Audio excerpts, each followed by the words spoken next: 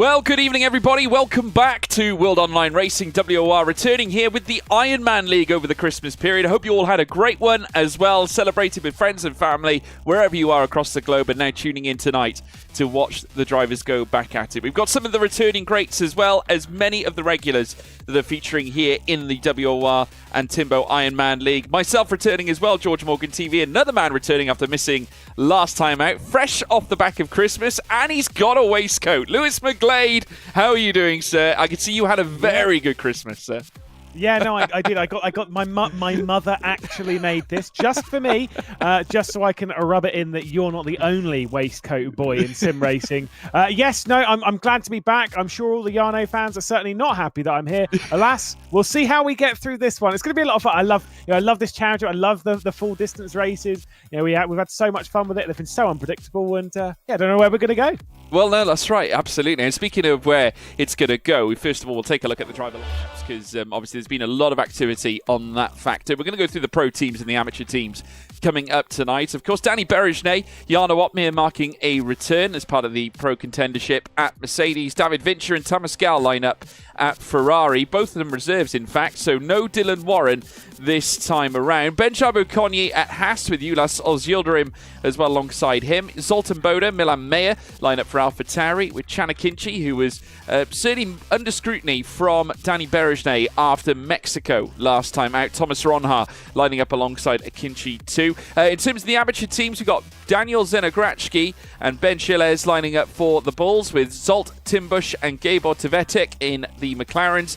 Daniel Bencher and Tamas Alroots line up for Alpine with Norbert Chabo-Konyi and Gabor Vajda. Gabor Takash and Zabolt Wenzel line up as well at Williams. So that is the current outlook in terms of that. Let's also take a brief look at the standings before we jump into qualifying. We are going to be going to Bahrain, folks. Mercedes lining up with Danny Berejnay and Jarno Opmeer. They're currently sat 87 points and in the clear in the Pro Teams Championship. In terms of the Amateur Championship, it is very close at the moment. McLaren currently leading on 5 with Alpine's Daniel Bencher and Thomas Alroots on 4. There is literally 1 point between each amateur team in the standings, so very, very close indeed. The fight for P2, though, is a big one in the pro team contendership there, Lewis, because Haas are on 68 and Ferrari are on 67, but because they've got reserves, this could be a great opportunity for Haas to build an advantage. Yeah, certainly so. I mean, I've got to say that this is one of the most unpredictable championships I've ever commentated on when it comes to how the races work, mostly courtesy if we have this weather that's always a little bit crazy. I just want to update you a little bit on the weather. We're going to Bahrain, yes. What's the weather going to do here? Well, qualifying is apparently going to be very wet. That's going to be interesting. And then the race will start out clear. We're going to move to a little bit of wet, and then it will clear up through the end of the race. There's almost always safety cars, almost always this, almost always that. Looking at the championship table there, it's kind of one of those ones that even if you've got runaways at the top, I still feel like it is open. Yeah, I think it's still very much open. I mean, Bahrain in the wet, I mean, you get that perhaps once in a blue moon, maybe once a year, if that. So naturally, we're falling right in on that day where we, on one occasion, get rain at Bahrain. But hey, listen, anything can happen. We've proven this before in the Ironman League. We've had lots of going back to Monza when I wasn't even commentating on that one. You, of course, were there for that one in the very first round of the championship where we saw certainly many bizarre moments. We had many at Mexico. And I want to look and deep dive into Danny Berejnay's comments over Chana Kinchi. Last time out, coming out and saying that they could have fought for the win against Thomas Ronha coming into the closing stages.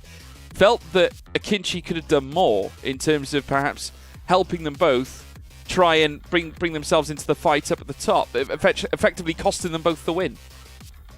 Yeah, I mean, look, those are kind of some of the things that happens when you're in a race. If you're involved in your own battle, you kind of miss what's happening up ahead. As we jump our way into qualifying, you can see it is... Let's go with moist, shall we? I think, as always, a lot of the drivers that we know, the likes of Ronha, Berejnay, whatnot, will drop towards the back. But I'm just really happy that we've got leader of the Autobots on the grid. We've got Optimus Prime. Yeah, Optimus Prime lining up here this time around for the Alfa Romeo squad. Of course, teammate Thomas Ronhart right to the very back. And Opmir, of course, taking his usual place at the tail end of the field, P20. So potential last at first. Of course, we've seen Jarno Opmir do that in the past. Benjabo Konyi going purple in the first sector with a 32.774. Thomas Gal not far behind either. Of course, Ferrari, we alluded to the fact that they're currently in quite a dogfight in terms of the P2 places. And funny enough, it is Haas that stand between them. Mercedes dominant currently in terms of the Pro Championship. In fact, Benjabo Konyi forfeiting that top spot, so Tamas Gal will take it up. Gab in behind Xabi Wenzel. Optimus Prime now starting to rein in closer and closer to the top of the timing screen, but it's still Tamas Gal on top, and he has the potential here to take pole off the bat. Wet tyres around Bahrain. I never thought I'd see the day, Lewis. Yeah, I mean, we have seen some wet-ish conditions around here before, so yeah, maybe it's not too much of a step into the unknown. We'll see Tamas Gal work his way down into the final corner. Like I say, we know Danny Benzer, the Alpine driver that's currently now dropping down the order into the final corner, has had a pole position so far this season. Not what's going to happen on this occasion. No, I don't think so. Could be Tamas Gal this time around. Does go fastest. Sets a 142.953.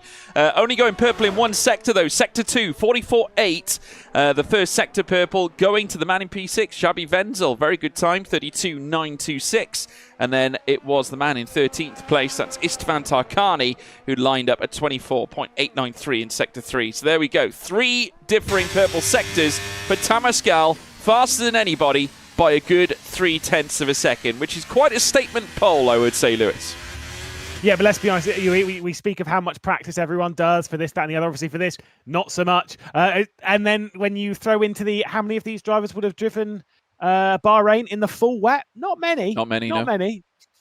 Very true. Very, very true. Tamas Gal on pole. Optimus Prime second. We've got Gabor Takash in third with Zernagratsky in fourth. Sultan Boda in fifth. Xabi Wenzel in sixth. B. Danny in seventh. Gab in eighth. Timbo in ninth. Ben Chilez in 10th. Danny McSala in 11th place with David Vincher in 12th. Istvan Tarkani in 13th. Tamas Aruts for the Alpine team in 14th. Ulas Ozildarim looking to come back and take the big results, 15th as well. Sony Alvajda Gabor currently lined up in 16th with Danny Berejne in 17th. Benjabo Konyi 18th. Jarno Opmir starting 19th. Thomas Ronhart in 20th place. So that is our lineup heading in towards the start of the race. Very good start here for Tamas Gal. Someone who is known on the league racing scene, certainly as a competitor at the very top, on the precipice, I would say, of getting himself potentially an F1 Esports seat in the future. Just needs to do that little bit more to grant himself that accolade. But like I say, you know, things can change vastly quickly. If you look at Thomas Ronhart, for example,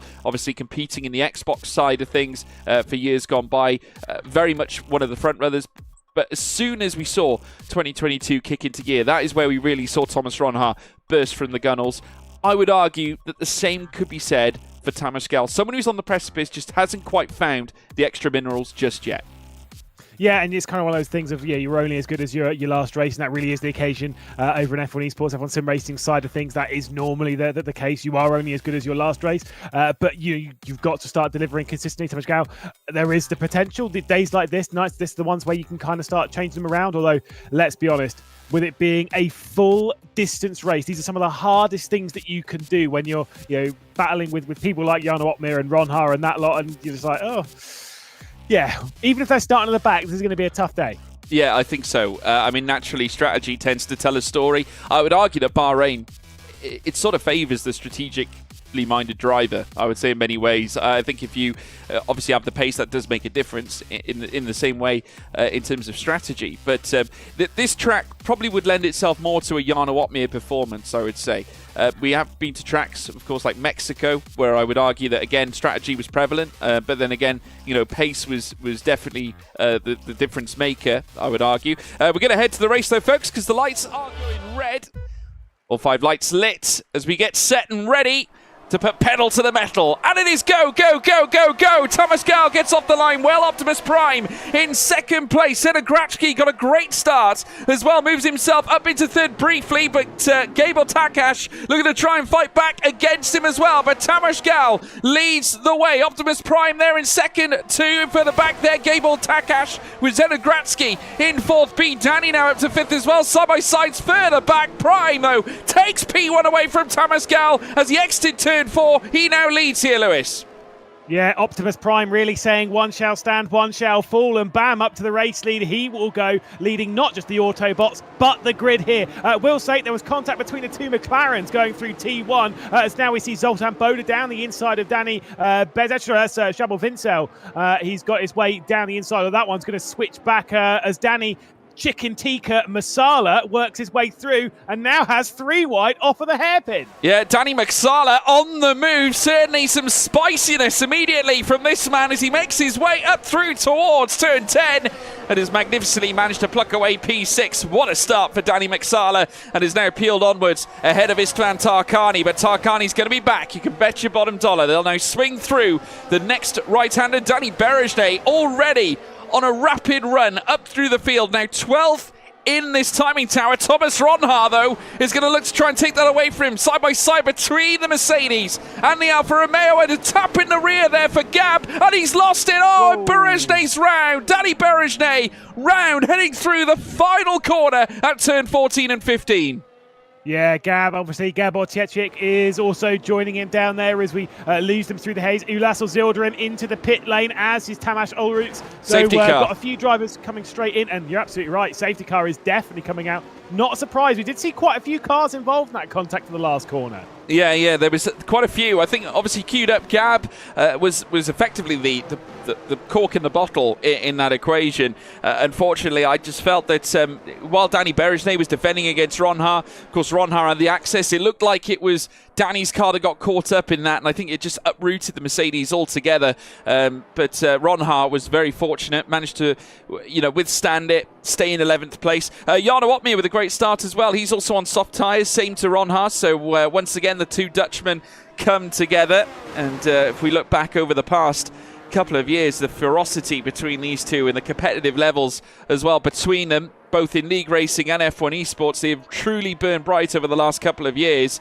And it's great to see them back together again, drawing swords here in, well, this time WOR and the Ironman League. But it's Chana Kinchi who leads, Optimus Prime, as we can see him here in terms of the timing tower, who faced, as we said earlier on in the broadcast, very heavy criticism from Danny Berejne, alluding to what happened at Mexico, where he felt that they both could have worked together. This time, though, Chana Kinchi working for himself. He has the advantage. The question is, can he bring it home?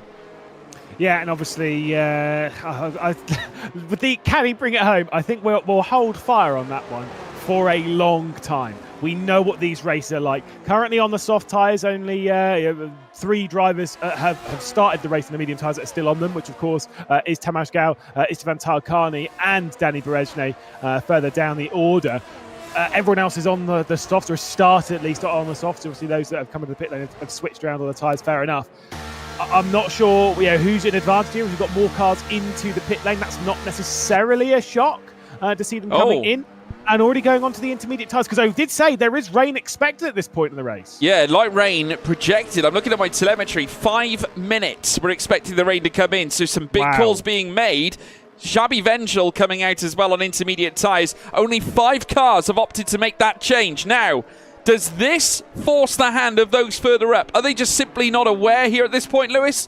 Are we going to expect them to come straight in? Because I'm seeing more cars come in. Thomas Alroots has just come into the pits as well. I don't know. I mean, it's kind of one of those ones, when rain's on the horizon, fair enough, you come into the pit lane and maybe take those inters.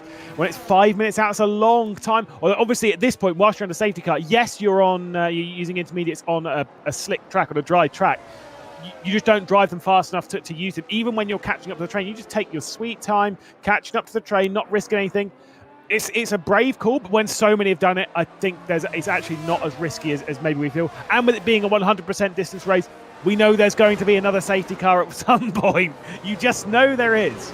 Yeah, 15 corners around this track. Opportunities certainly for safety cars are plenty. Hopefully we don't get them, but many drivers might utilise it to stake their claim for the top spots. Chanakinchi currently holding on to that right now as he tails after the Aston Martin mean green safety car here as it makes its way round turn 13. They got another back straight to take before they then venture through turn 14 and 15 to begin the next lap. Now the big question mark here is around what Chanakinchi decides to do. Will he come in on this lap? 3 minutes projected until we see the rain come down here at Bahrain. Something we very seldom see, but we're seeing it here in the WOR Ironman League, and no, he's staying out. So there we go. Choice has been made. I'm looking no further down. There are more cars coming in, and it looks like Gabor Takash has decided to come in, as is Danny McSala coming in, as is Thomas Ronha. So there we are, some big names coming into the pits now, obviously responding to those that already boxed onto the inters earlier on, and this will drag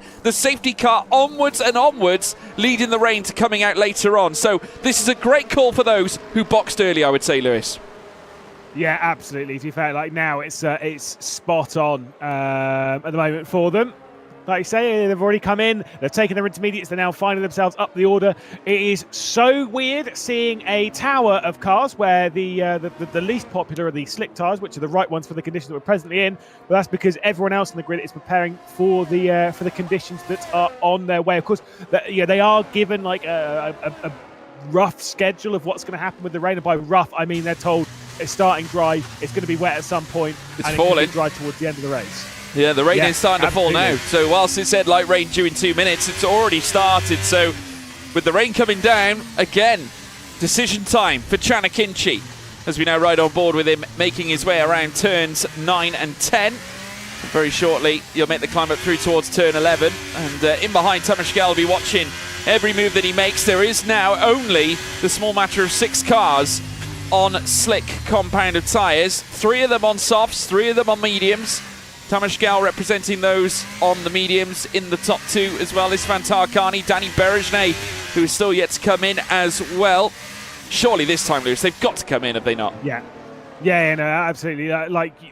There's no point in staying out in the sticks now because this rain isn't exactly, it's not going to go anywhere. You got to accept, yes, sure, I've made the wrong decision. I'm going to be restarting the race back down towards the rear of the field, but at least I'm in the train. Whereas if you don't come in, you're going to have to come in and go on to intermediates anyway, at which point you'll not be on the rear of the train, you'll be miles away from it. So you've got to come in, you've got to get on those intermediate tyres. Although let's be honest, I don't know what I'm talking about on the strategy, but that's fine. They are working their way into pit lane. That's the important bit. At least we're calling that one correctly, because let's be honest, there's no other decision. Well, I feel they had no choice. Zena Grachki has opted to stay out. So there we go. That's a big call for him. Zena Grachki. I mean, he's going to be the sole car on slick compounded tyres. 1.5 seconds clear up the road, but that's all well and good when cars behind you are on the correct compound. Of course, at this point, I would argue that Xabi Venchel is your net race leader. He is now within a second, and no doubt when the safety car comes to an end, Zena Grachki is going to be a sitting duck here at this point. So 1 car on the slicks, on the soft tyres, and already you can see the track getting very slippery under surface. And Zena Grachki feathering his throttle. I think he's definitely feeling a little bit of danger here, despite being in P1. Yeah, I mean, I'm just going to say it now. This is not the first time that we have seen a driver on slick tyres in wet weather conditions in this championship. We've seen it quite a few times, including at Kota. So it's not necessarily a step into the unknown, but Zena Grachki is, like I say, you've got to pit. You've just got to pit. Yes, you're going to be at the rear of the train. Maybe that was kind of the plan. Maybe you don't want to be in the mid-pack, because I do know that like the mid-pack going down to T1 in tricky conditions is not fun, right? Whereas if you're definitely at the rear of the train, at least then you've got some control over your own destiny, and you can avoid what will potentially be a near guaranteed piece of carnage. Because let's be honest, turn one around here is pretty tight, and in wet conditions it's not easy. So I don't know if that was a part of the plan. I don't believe it would have been. It makes no sense to me, but who knows? Who knows? Who knows indeed. Jarno Opmeer now 4th in this timing tower, 19th where he started. Safety car is confirmed in this lap. Now, bad news for Zena Grachki. The rain is set to be with us at least for the next hour. So there we go. In accordance to the telemetry, I mean, that could still change. It's not necessarily nailed down. It could be the case that we could see the dry weather return. But as far as we're seeing it right now, what's getting uttered to me right now is that we're going to have wet weather for the next hour or so. So Zenogratski is going to be in serious trouble here. He's got to come in and get onto a set of intermediate tyres now as they come around the final two corners here, 14 and 15, and still Zenogratski, he does bail into the pits as they put pedal to the metal now for the second time in this race. Xabi Wenzel will lead, but Zoltan Boda now looking to take it away from Jarno Opmeer now, immediately going for the jugular vein, moves his way up into P1 and out of turn 1 he comes. The Mercedes now leads from 20th to 1st in 6 laps of racing. Bear in mind, many of them under the safety car, strategically on top, but also down to pace. He leads here on lap 6. Well, brave on strategy, took the right call there, and then so brave into T1, made it 3 wide, sent it down the inside in, tricky conditions. It is this sort of the intermediate, the point where it is actually sometimes even trickier than it is in the wet with how slippy it is. Just sent it down the inside, hooked it up to the apex, and said, "See you, lads."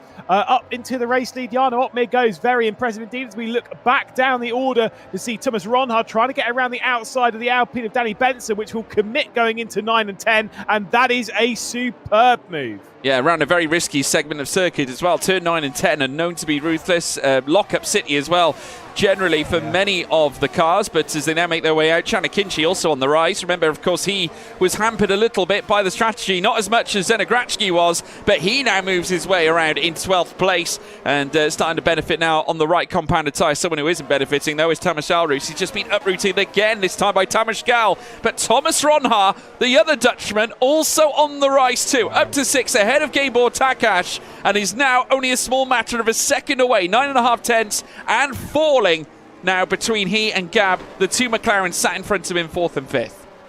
Yeah, obviously we've seen Gabriel Teček and, of course, Zolt Timbish run up in decent positions, but I do get the feeling that within the next lap or so they'll be dropping back a couple of positions. Definitely when Ronhar's knocking at the door, but Gabor Takash is also trying to knock at that door. Bench Zabo Konyi, one of the most consistent drivers in this championship, having a couple of podiums, 3 if you include the social race as well, working his way now into 8th position as Danny Perezne gets past Alroos into T1 as well. Yeah, he does, and there's going to be more moves further back as well. David Vincher goes past Danny McSala, and further back we've got 2 Ferrari powertrain users colliding there as well. Tamas Gal and Chanakinchi coming together that time around. Gal managing to do enough, though, to unseat Chanakinchi, and we alluded back to Tamas Gal's league form and what could be the future for this young man as well. Already represented by Race Clutch.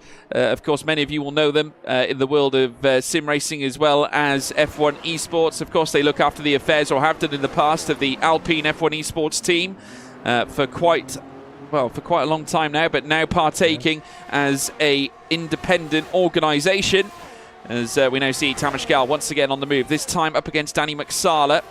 Breezes past the Aston Martin as well, smoothly does it. Ferrari now occupying 10th and 11th. Got to get the feeling that the wetter this track gets, the faster Tamas Gal is going to actually get. Obviously had pole position earlier on in the day by 0.3 of a second.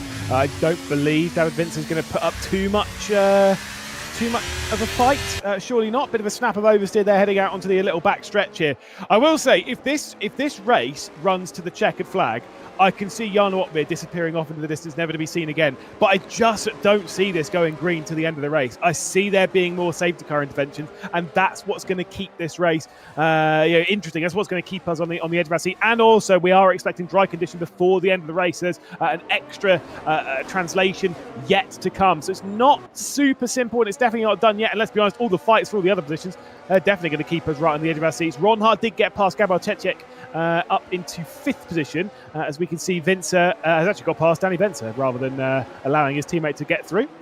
Yeah, Tamas Gal moving up to 10th as well, so both Ferraris now in tandem. Danny Perezne on the move now as well, trying to chase after what looks to be Chanakinchi further up, so these two are going to come back together again, much like they did at Mexico, as we now also look further up the field. Ben Okonie having a fabulous drive so far. Remember, he started further back too, in the realms of where Jarno Opmeer did.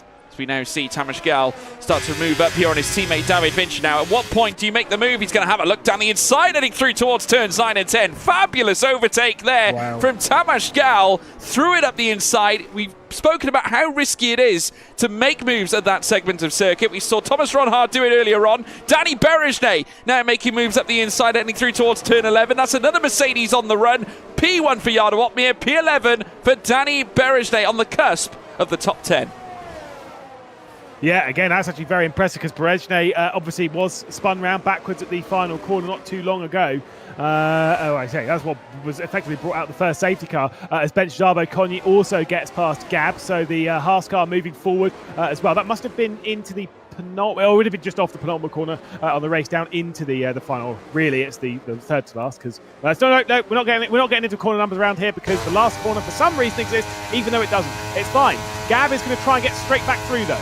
Yeah, he certainly is inside line. The straight line speed on the back of that McLaren was certainly breathtaking, but he's actually at risk here of losing out because here comes Takash, who's managed to hold it down the inside, heading out of turn 2 and turn 3 and barely got away with it. They ran wheel to wheel, made contact. It was literally nose to tail. It then became side by side, heading through now towards turn 4, and Gab managing to hold on to that P7, but it looked at risk. Gabor Takash gave him a few reminders, and oh, Takash is gone. Takash is round. Yeah, Takash is round, but I think if we take a little look further up, I think Ronhard might be trying to get past Zoltan Boda ASAP. Drive off the hairpin, looking good. This is where he made a move earlier. Provided there's no safety car coming out, this could be the move done. Down the inside at 9, down the inside at 10, and it is brilliant from Ronhard, working his way into second position. Yes, the gap's 4.4 up to Jarno Opmeer, but he's done the work that he needed to do. He's worked his way to the head of the rest of the field, and now Ronhard finds himself in second. Yeah, small matter of 4.4 seconds to find Jarno Opmeer, given the fact that he's had the breathing space. He's been able to check out here at this point and break that DRS. Ulas has yielded him as well. Haas now also on the move. 11th place now for him, who has been in scintillating form in his own right too. And now on the cusp of the top 10. He's got David Fincher in between him and achieving that feat as well. Tamas Gal also on the rise, also making contact with Gab as they now head down the back stretch, leading through towards turns 14 and 15. Once again, well, they'll begin their next lap. Still Opmeer out in front and confident as he begins lap 10 of proceedings here. Rain now saying that it's going to stop in the next 40 minutes or so. So we have got some changes in the wind. Danny Berejnay now looking to make moves himself too. Got to be looking to try and unseat Tamas Gal in the near future, I'm sure. There's had quite a few comings together with the Ferraris in this very championship, and now still running side by side with Gab, who's refusing to give up here, but does enough to hold on. And now Xabi Venjol, he's going to try and get him on the outset of turn 3 through towards turn 4 now. Is the overspeed going to work here for Danny Berejnay? It certainly does. 2 cars in the first sector here at Bahrain. That's not bad at all. Yeah, Xabi Venzel was actually backwards at the first corner. Clearly something had happened to him because he dropped back 3 or 4 positions and then an extra one on Tamas Gal and then an extra one on Danny Berejnay. So for Williams, the last lap or so, things have really fallen apart. Straight down the inside at Ulas Zilderim, who's been fantastic the last 3 races that we've done. Works his way now into 9th position. I think another victory is maybe a little bit too far down the road, but you just don't know on a day like this. You've got to make the most of the conditions. If you're feeling confident, in these wet, slippery conditions, it is about marching your way forward. That's exactly what we've been seeing from the likes of Danny Berejnay. In these tricky conditions, it's almost easier to get through some of the thicker parts of the crowd when it is tricky like this. You're getting better drives off the corner. You're using that as your main advantage rather than just hitting the DRS button. Wow, that was quite a big moment from Ulas Zilderim, showing how difficult this circuit is at the moment. Yeah, not used to seeing rain around this track. Naturally, it will come as a little bit of a shock to some of the drivers. They don't actually tend to practice these type of conditions around this circuit, though I wouldn't be surprised if some of them have marshaled in some practice. Oh, Ulas! Goodness me! That was, I think, reckless. And we just saw a bit of end plate flying off Gab's car, I think, further down as well. So there we have it. I think there must have been a cluster of cars getting caught up around turn 14 and 15. And Gab coming in, as is Ulas. And Chana Kinchi also making his way into the pits. Gabor Vajda also in as well. So 4 cars deciding to box wet tyres going on the cars now. So on what might, on one side, be a damage repair, at the same time, they think it's time for the wet compound. Look, if you're coming into the pit lane already, if you've got damage on the car and you need to do it, maybe, yeah. Now, I mean, you can see the rain is coming down quite heavily. It's obviously much more obvious to know when you're going from slicks to wets, but from slicks to inters, but the inters to wets bit is always a little bit more up in the air as to when you really require it. Clearly those ones at the back, I'm not sure they would have come in had there not been an incident in the final corner, but whilst you're doing it, if you think wets are slightly better, there's no point in going on to the intermediates if you think the wets are slightly better. Just go onto some wets and see what happens as Timbo and Tamas Gal switching positions. I think this is really the Ferrari working its way up on Zolt'Timbush. Yeah, coming together now. Danny Berejnay as well in behind these two. Wheel to wheel up through turn 11. The Ferrari just squeezing on by. And it looks like Berejnay is going to do exactly the same. Now, judging off what I'm seeing from some of these cars, it definitely could be suggested that wet tyres are the optimal. Is Jarno Opmeer going to come into the pits? Now, he has lost time to P2. Thomas Ronhaar has put in a scintillating few laps. He was 3/10 quicker on the last lap as well. Jarno, though, deciding not to come in whatsoever. Thomas Ronhaar, he's also staying out as well. So no decisions to come in from the top two. We'll wait and see whether any more cars come in. Ben Charbonneau is coming in, so no doubt that's going to be strategic.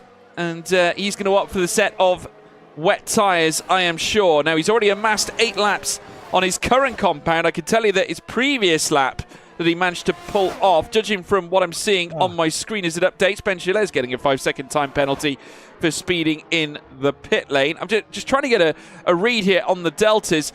I mean, look at this. Thomas Ronhaar, 4/10 gained once again on Jarno Opmeer. Yeah. For Ronhaar right now, there's no real need to come in. If he sees Jarno come in, I think Ronhaar will follow him in. Yeah, right? I think if once you see once to the pit lane, once he's going onto the wets, you can see Benjamin Connu, Lasse Zilderim. Obviously, Ben Ziles will come out on the wet tyres along with those towards the back of the field. That's fine. You're right now. You're working out whether you can stay on the intermediate tyres until it goes back dry again, which again is expected about half hour, 40 minutes down the road. If you can't reach that point and it is rather wet on the circuit, you might as well try and go onto the wet tyres and then bring it back either straight onto slicks or onto inters and then back on slicks. Then you're coming to the pit lane so many times. Who knows at that point? Right now, the right and the wrong decision is really hard to work out which one's the best because it requires too many ifs and buts down the road. If there's a safety car, if there's this, but what if it dries up a bit early? There's too much on the table. So right now, it's really Ronhaar's reacting to what Opmeer does because he's faster at the moment. Yeah, well, Jarno's coming into the pit, so there we go. The Flying Dutchman coming straight in, and his Dutch counterpart is following him in the pits as well. So there we go. In they come. Wet tyres, no doubt of the essence. We saw Jarno struggling a little bit with the grip, making his way through turn 11, so not a surprise to see him don the blue band, and Zoltan Boda stays out. Now, where does Ben Charbonneau come out in all this? Because, of course, he's already on the wet compounded tyres. He boxed the previous lap. And not only that, you've got the likes of Chanakinchi as well, who lost out earlier on through the course of the race. This is great news if you're Ben Charbonneau, but Jarno Opmeer making his way back out onto the circuit. Knows that he has a sensible buffer supporting him right now. Thomas Ronhaar also escapes out in what you could classify as a net P2 here at this point, holding on to it regardless. And at this stage, Zoltan Boda leading the way, but you have to bet your bottom dollar that the top 7 are going to have to come in for wets. This is excellent for Opmeer, though. Yes, he's come out right behind Istvan Tarkani, but he's come out with 3 cars now because he's got past Tarkani. He's got now 3 cars between himself and Ronhaar. Ronhaar must clear Danny Benson, Danny Masala, and Istvan Tarkani before he can even get to the back of Jarno Opmeer, who we're riding on board with hit now, who's got to the back of Xabi Vencel. And look at this is how much better the wet tyres are. Yes, I know the skill, of course, and precision of Jarno Opmeer, fair enough. But the grip difference right now on the wet tyres, it's hilarious how much faster they are. Yeah, and Timbo's going to be the next casualty in this scrap now. Jarno Opmeer goes side by side here with Timbo, takes P5 away on the wet tyres, which, judging from what we're seeing from the onboards, absolutely torrential scenes here at Bahrain. The rain continuing to come down, but the time is coming down as well. 34 minutes is what the telemetry is predicting that we'll see this wet weather out for. Now, whether that is going to be the case, whether we'll see it end sooner, I'm not quite sure, but Jarno taking full advantage here, and David Vincher is the next domino to fall as now Opmeer occupies 4th place. Now, surely In they will come. No, Zoltan Boda staying out. Danny Berejne, his teammate, and Tamas Gal all staying out in the top 3 with Otmir in behind. Benjabo Konyi now moves up to 11th, and we've had a spin further back. Yeah, not sure exactly who that was, but it's not too much of a shock, especially if you're on the intermediate tyres. It's not too much of a shock to see cars struggling with the grip and maybe even going for a couple of spins. You've got a lot of power going to just the rear wheels, which if you've not got the deft touch with the right foot, it could definitely send you around. And hey, even with the left foot on the brakes, you can sometimes spin it around. Benjabo Konyi right over the rear end now, getting past Danny Masala. That was so close on the rear end of the Aston Martin. And Benjabo Konyi will work his way up inside the top 10. I think all the drivers staying out on the intermediates right now, they're playing quite a risky game of just, can we stay out for the next 15 or so laps? Yes, it's a long stint, but maybe we'll work our way to the point and go straight onto the sticks. I think they'll lose way too much time before that, though. That's the problem, as you can see Ron Hart getting past David Vincer. Yeah, great move there for Ron Hart, but we just saw, there in picture, how much difference there is between the wets. And look at that, the rear of the car there sliding around turns 9 and 10. Always great to watch, and I'm sure if you are a driver with that raw ability to control the car in that manner, obviously it does look fantastic, but then again, it just underlines the true risks that you do take around Bahrain, let alone it being in the wet as well. Benjabo Konyi once again taking names and numbers by the moment. 8th place now for Benjabo Konyi. Stellar drive here on these wets. Jonas Yildirim doing exactly the same as well as he now looks to try and uproot Danny Masala. Does so brilliantly, squeezes down the inside. No contact made. Jonas Yildirim on the rise, and the Turk now up to 11th. I know it's almost like multicast racing here, with the wets and the inters, but that was still a brilliantly made move from Ulas Yildirim to get past Danny Masala. That's from both of them. When grips a premium to still navigate your way through a tricky corner there onto the back stretch, that's a pretty nice one. Back up to Zolt Timbush, who of course is right towards the rear end of David Vincer. It's more about those gaps up ahead. More so, less, Jarno Otmir's got onto the back of Tamas Gal now. He'll probably fly past pretty comfortably. It's more about that gap between Jarno Otmir and Thomas Ron Hart. Of course, we've seen Ron Hart be, 4.2, 4.4 seconds behind. The gap's now under 3 seconds. That includes the pit stop and what he made up on the last bit of the inters. But he needs to navigate Tamas Gal, Danny Berejne, that was going to be a bit trickier, and Zoltan Boda as quickly as possible to make sure that he doesn't lose any more time to Jarno Otmir.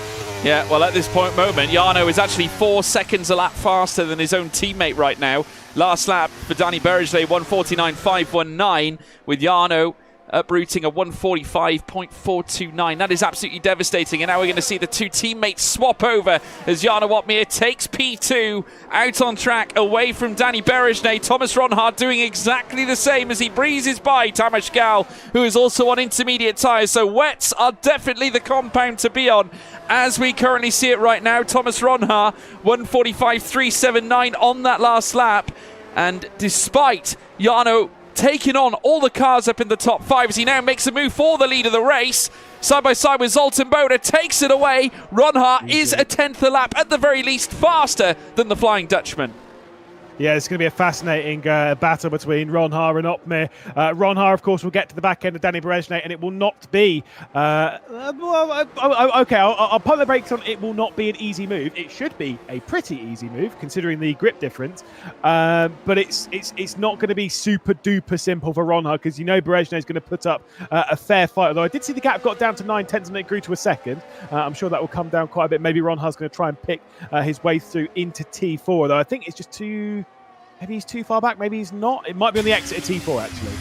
Yeah, we're riding on board now with Thomas Ron Hart again as he's on the tail of Danny Berejne. Goodness me, the grip difference once again proving prevalent now, and he's not going to try it through the S's, no, not at all. Though the opening was there, though he is going to try it on the tail end of the S's, though, as they go wheel to wheel. Fantastic move from Thomas Ron Hart. And I tell you what, the hype is real about this young man. Winner of Event 1 in F1 sim racing, off the back of being a championship contender in PSGL, very nearly taking the crown over 2 seasons ago against that of Barry Burman, only to lose it on the final round. He has just unseated both Berejne on the outset of the S's and has just taken on Zoltan Boda, and coming out of turn 10, he is now hunting down Jarno Otmir. Yeah, and now I'm going to say I don't want a safety car. I don't want a safety car. I think like everyone else, we've got a full distance races. So, generally speaking, rarely seen in the world of of online sim racing. Ronha was saying when we did the social race back in Kota that he'd never done a full distance race on F1. Certainly not in online competition. So the idea that we get to see Ronha and Uppbeat go toe to toe in tricky conditions around Bahrain in a full distance Grand Prix. Let's see if Ronha can close his way back in. We know how good he is around here. It's one of his stronger tracks on F1 23. This is going to be a fascinating battle, and what a way to end the year, by the way. Realistically, for a lot of these drivers, it's the final race of 2023 for them. Yeah, well, Danny Berejnay also moving up to third as well, passing Zoltan Boda. So Mercedes now occupying Ps 1 and 3 as it stands. Obviously, Benjamin Oconyi starting to put the work in to try and gain himself an opportunity at potentially taking a top 5 place, then eventually a podium should it continue. Timbo now moving up to 8th, as then we have yellow flags raised in Sector 1. Certainly nothing to suggest a safety car, at least for now, but Benjamin Oconyi on the move as he looks to try and escalate his situation. Now in behind Zoltan Boda, ahead of Tamas Gal. Great move to make, but obviously we know that the wets are superior at this stage. Now looking back at the deltas again, obviously with Ronha making the moves he did on the likes of Boda and Berejnay earlier on, that did cost him a little bit of time, but I can tell you the lap previous he was in fact 7/10 quicker in that lap against Uppbeat, so I would not be surprised to see Ronha make those crucial inroads against Uppbeat as we make our way through the race. But over the last lap alone, a 1:45.1 is what Uppbeat listed in. Can Ronha get closer once again? At the end of lap 17, we will get a real firm, true idea as to how fast these two really are. Yeah, and like I say, look at this tower, by the way. Wets, intermediates, they're all over the place on the tower. It's about a 50-50 split as to who's on the wets, who's on the inters. Those on the inters are waiting for this circuit to dry up. Those on the wets are kind of wanting it to remain wet for a little while longer, especially on the extremer side, with the expectation that it is going to dry up in the not too distant future. I think, especially those that are on the wet tyres that haven't been worn in that much. There's no questions of like, let's look after it as Danny Berejnay comes into the pit lane. That'll be an interesting one. Surely he's going on to the wet tyres as well, though I think it's a bit late anyway to have made the decision. But no, it's intermediates. Well, yeah, another set of intermediates. That might be a mistake. I get the feeling that's either a mistake or he's perhaps, believing that there is going to be intermediate conditions coming around the corner. We'll have to wait and see. What I do want to say is this. I can tell you that Ronha notched together 4/10 again, nearly 5/10 off his time against Jarno still. So he is still marshalling in that deficit, and it's coming down by the moment. 2.8 seconds now between he and Jarno Uppbeat. I tell you what, this showdown could very much be just around the corner. Jarno Uppbeat leading with Ronha just in behind. These two have broken away from Benjamin Oconyi in behind. Zoltan Boda now 4th.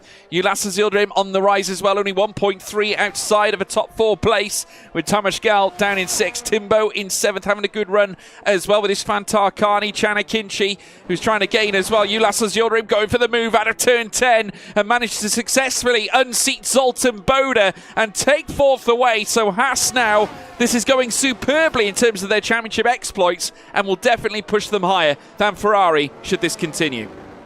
Yeah, Chanakinchi also made his way past Istvan Tarkani, so transforming his way up the field. As we also saw Danny Berejnay get past on Chabi Vincel. Gabor Titik has also got through now into 12th. Obviously, that's outside of the points, but still, I'm very curious to see the times that Danny Berejnay puts in over the next few laps as Chanakinchi now works his way up into 7th place. Yeah. Easy peasy. Yeah, I mean, sensational move there. He very much lunged at Timber there, heading through the final sector. Very nearly coming a cropper, but did enough to hold on.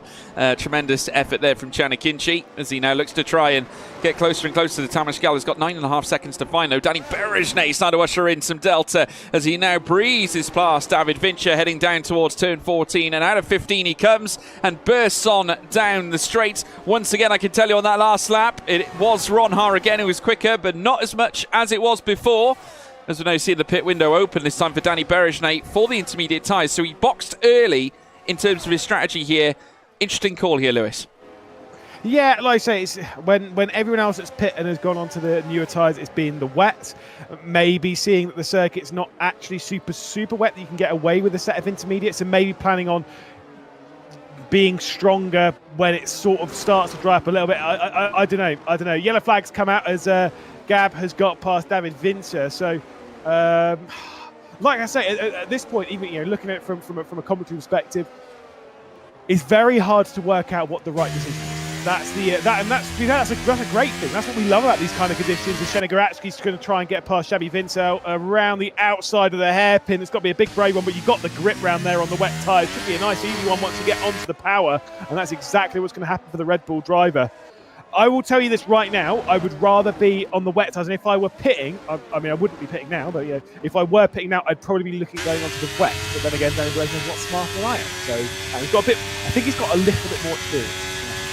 Not sure, but I think he does. I can tell you now, Ronha once again getting closer and closer to the back of Jarno Opmeer. The time difference on that last lap. You wouldn't believe me if I told you it is near enough a second difference over that last lap alone. Jarno posting a 1:46.325 on that previous run, with Ronha setting a 1:45.4 at this stage. Incredible. 1.9 away from Jarno Opmeer as we see the two look to collide very soon. Zoltan Boda comes into the pits, no doubt opting for a set of wet tyres. Let's wait and see if indeed that is the decision he has made. No, intermediates again here, Lewis. Yeah, I was going to say, because Danny Berejne came in for a fresh set of inters, maybe these lot are just going, do you know what, let's just go in for a fresh set of inters. What's Danny Berejne's last lap times in comparison? I know he's coming through traffic, but fair enough. But in comparison to Ronha and Opmeer, is he faster or at roughly the same speed? Well, he's doing at the moment a 1:48, which is actually 2 seconds slower than Jarno's time at the moment. And bear in mind, Jarno has ushered in wear on his tyres, and I'm not sure whether to factor that in or not. But I mean, looking at this right now, it does seem to me that wets are the top tyre to be on. We just saw Isfan Tarkani and Timbo come together as well. Ben Chilez moving up to 12th ahead of Xabi Wenzel. But it does look to me, Lewis, that wet tyres still continue to be the faster compound. Yeah, I mean, look, it's like I said, it's not an easy one to kind of work your way through. Right now, it does look like it's very much a wet tyre. What you want to be on is the wet tyres. But realistically speaking, a lot of these strategies that these drivers are making aren't for the here and now. They're for the 5 to 10 laps time, and trying to make the most of this entire wet period in this race. We know it's coming to an end. Jarno Opmeer has come into the pit lane to go on to a set of intermediate tyres. Now that shows you that the circuit is definitely moving into Inter's direction. Well, that's interesting. Ronha stays out though, so now surely this is the overcut that he's trying to put in. Jarno's trying to put in the undercut. So whether Ronha's looking to go long here, I'm not sure who's going short or who's going long, shall I say. Opmeer now looking to register in faster laps here this time around on intermediate tyres. Now again, I'm going to take a look at Danny Berejne's time, because I think that's going to be a real good indicator as to where the time is currently sitting. And I can tell you that Berejne on that last lap set a 1:46.127. So there we are. That does go to show that the gaps now between an inter and a wet is now only a second apart. So the track is starting to ease up in terms of wet weather right now. Yes, there we go. That's why we've seen loads of drivers coming in and going onto the onto a second set of intermediates, or those that were on the wets coming in and going onto the inters. Is this going to work out for Ronha though? He's got a 22-second lead. I would expect he has to be in the pit lane this lap. Yes, Jarno Opmeer's already been in.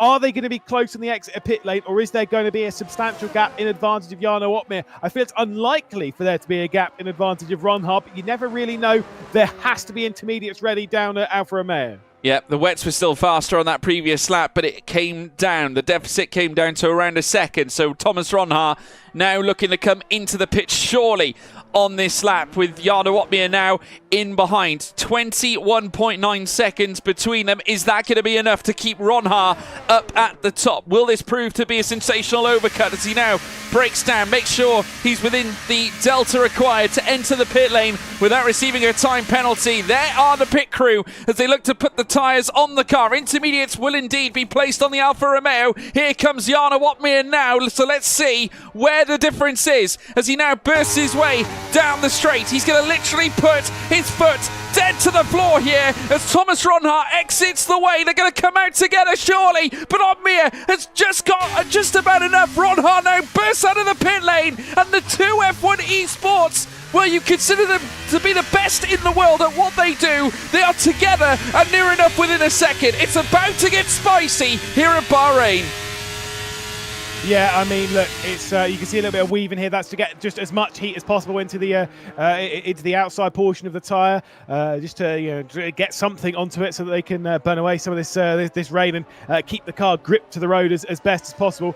Right now, this is fascinating. I think this is a big advantage for Ronhart, because knowing how fast Ronhart is at the moment in these conditions, he's right on the rear end of Oddmere.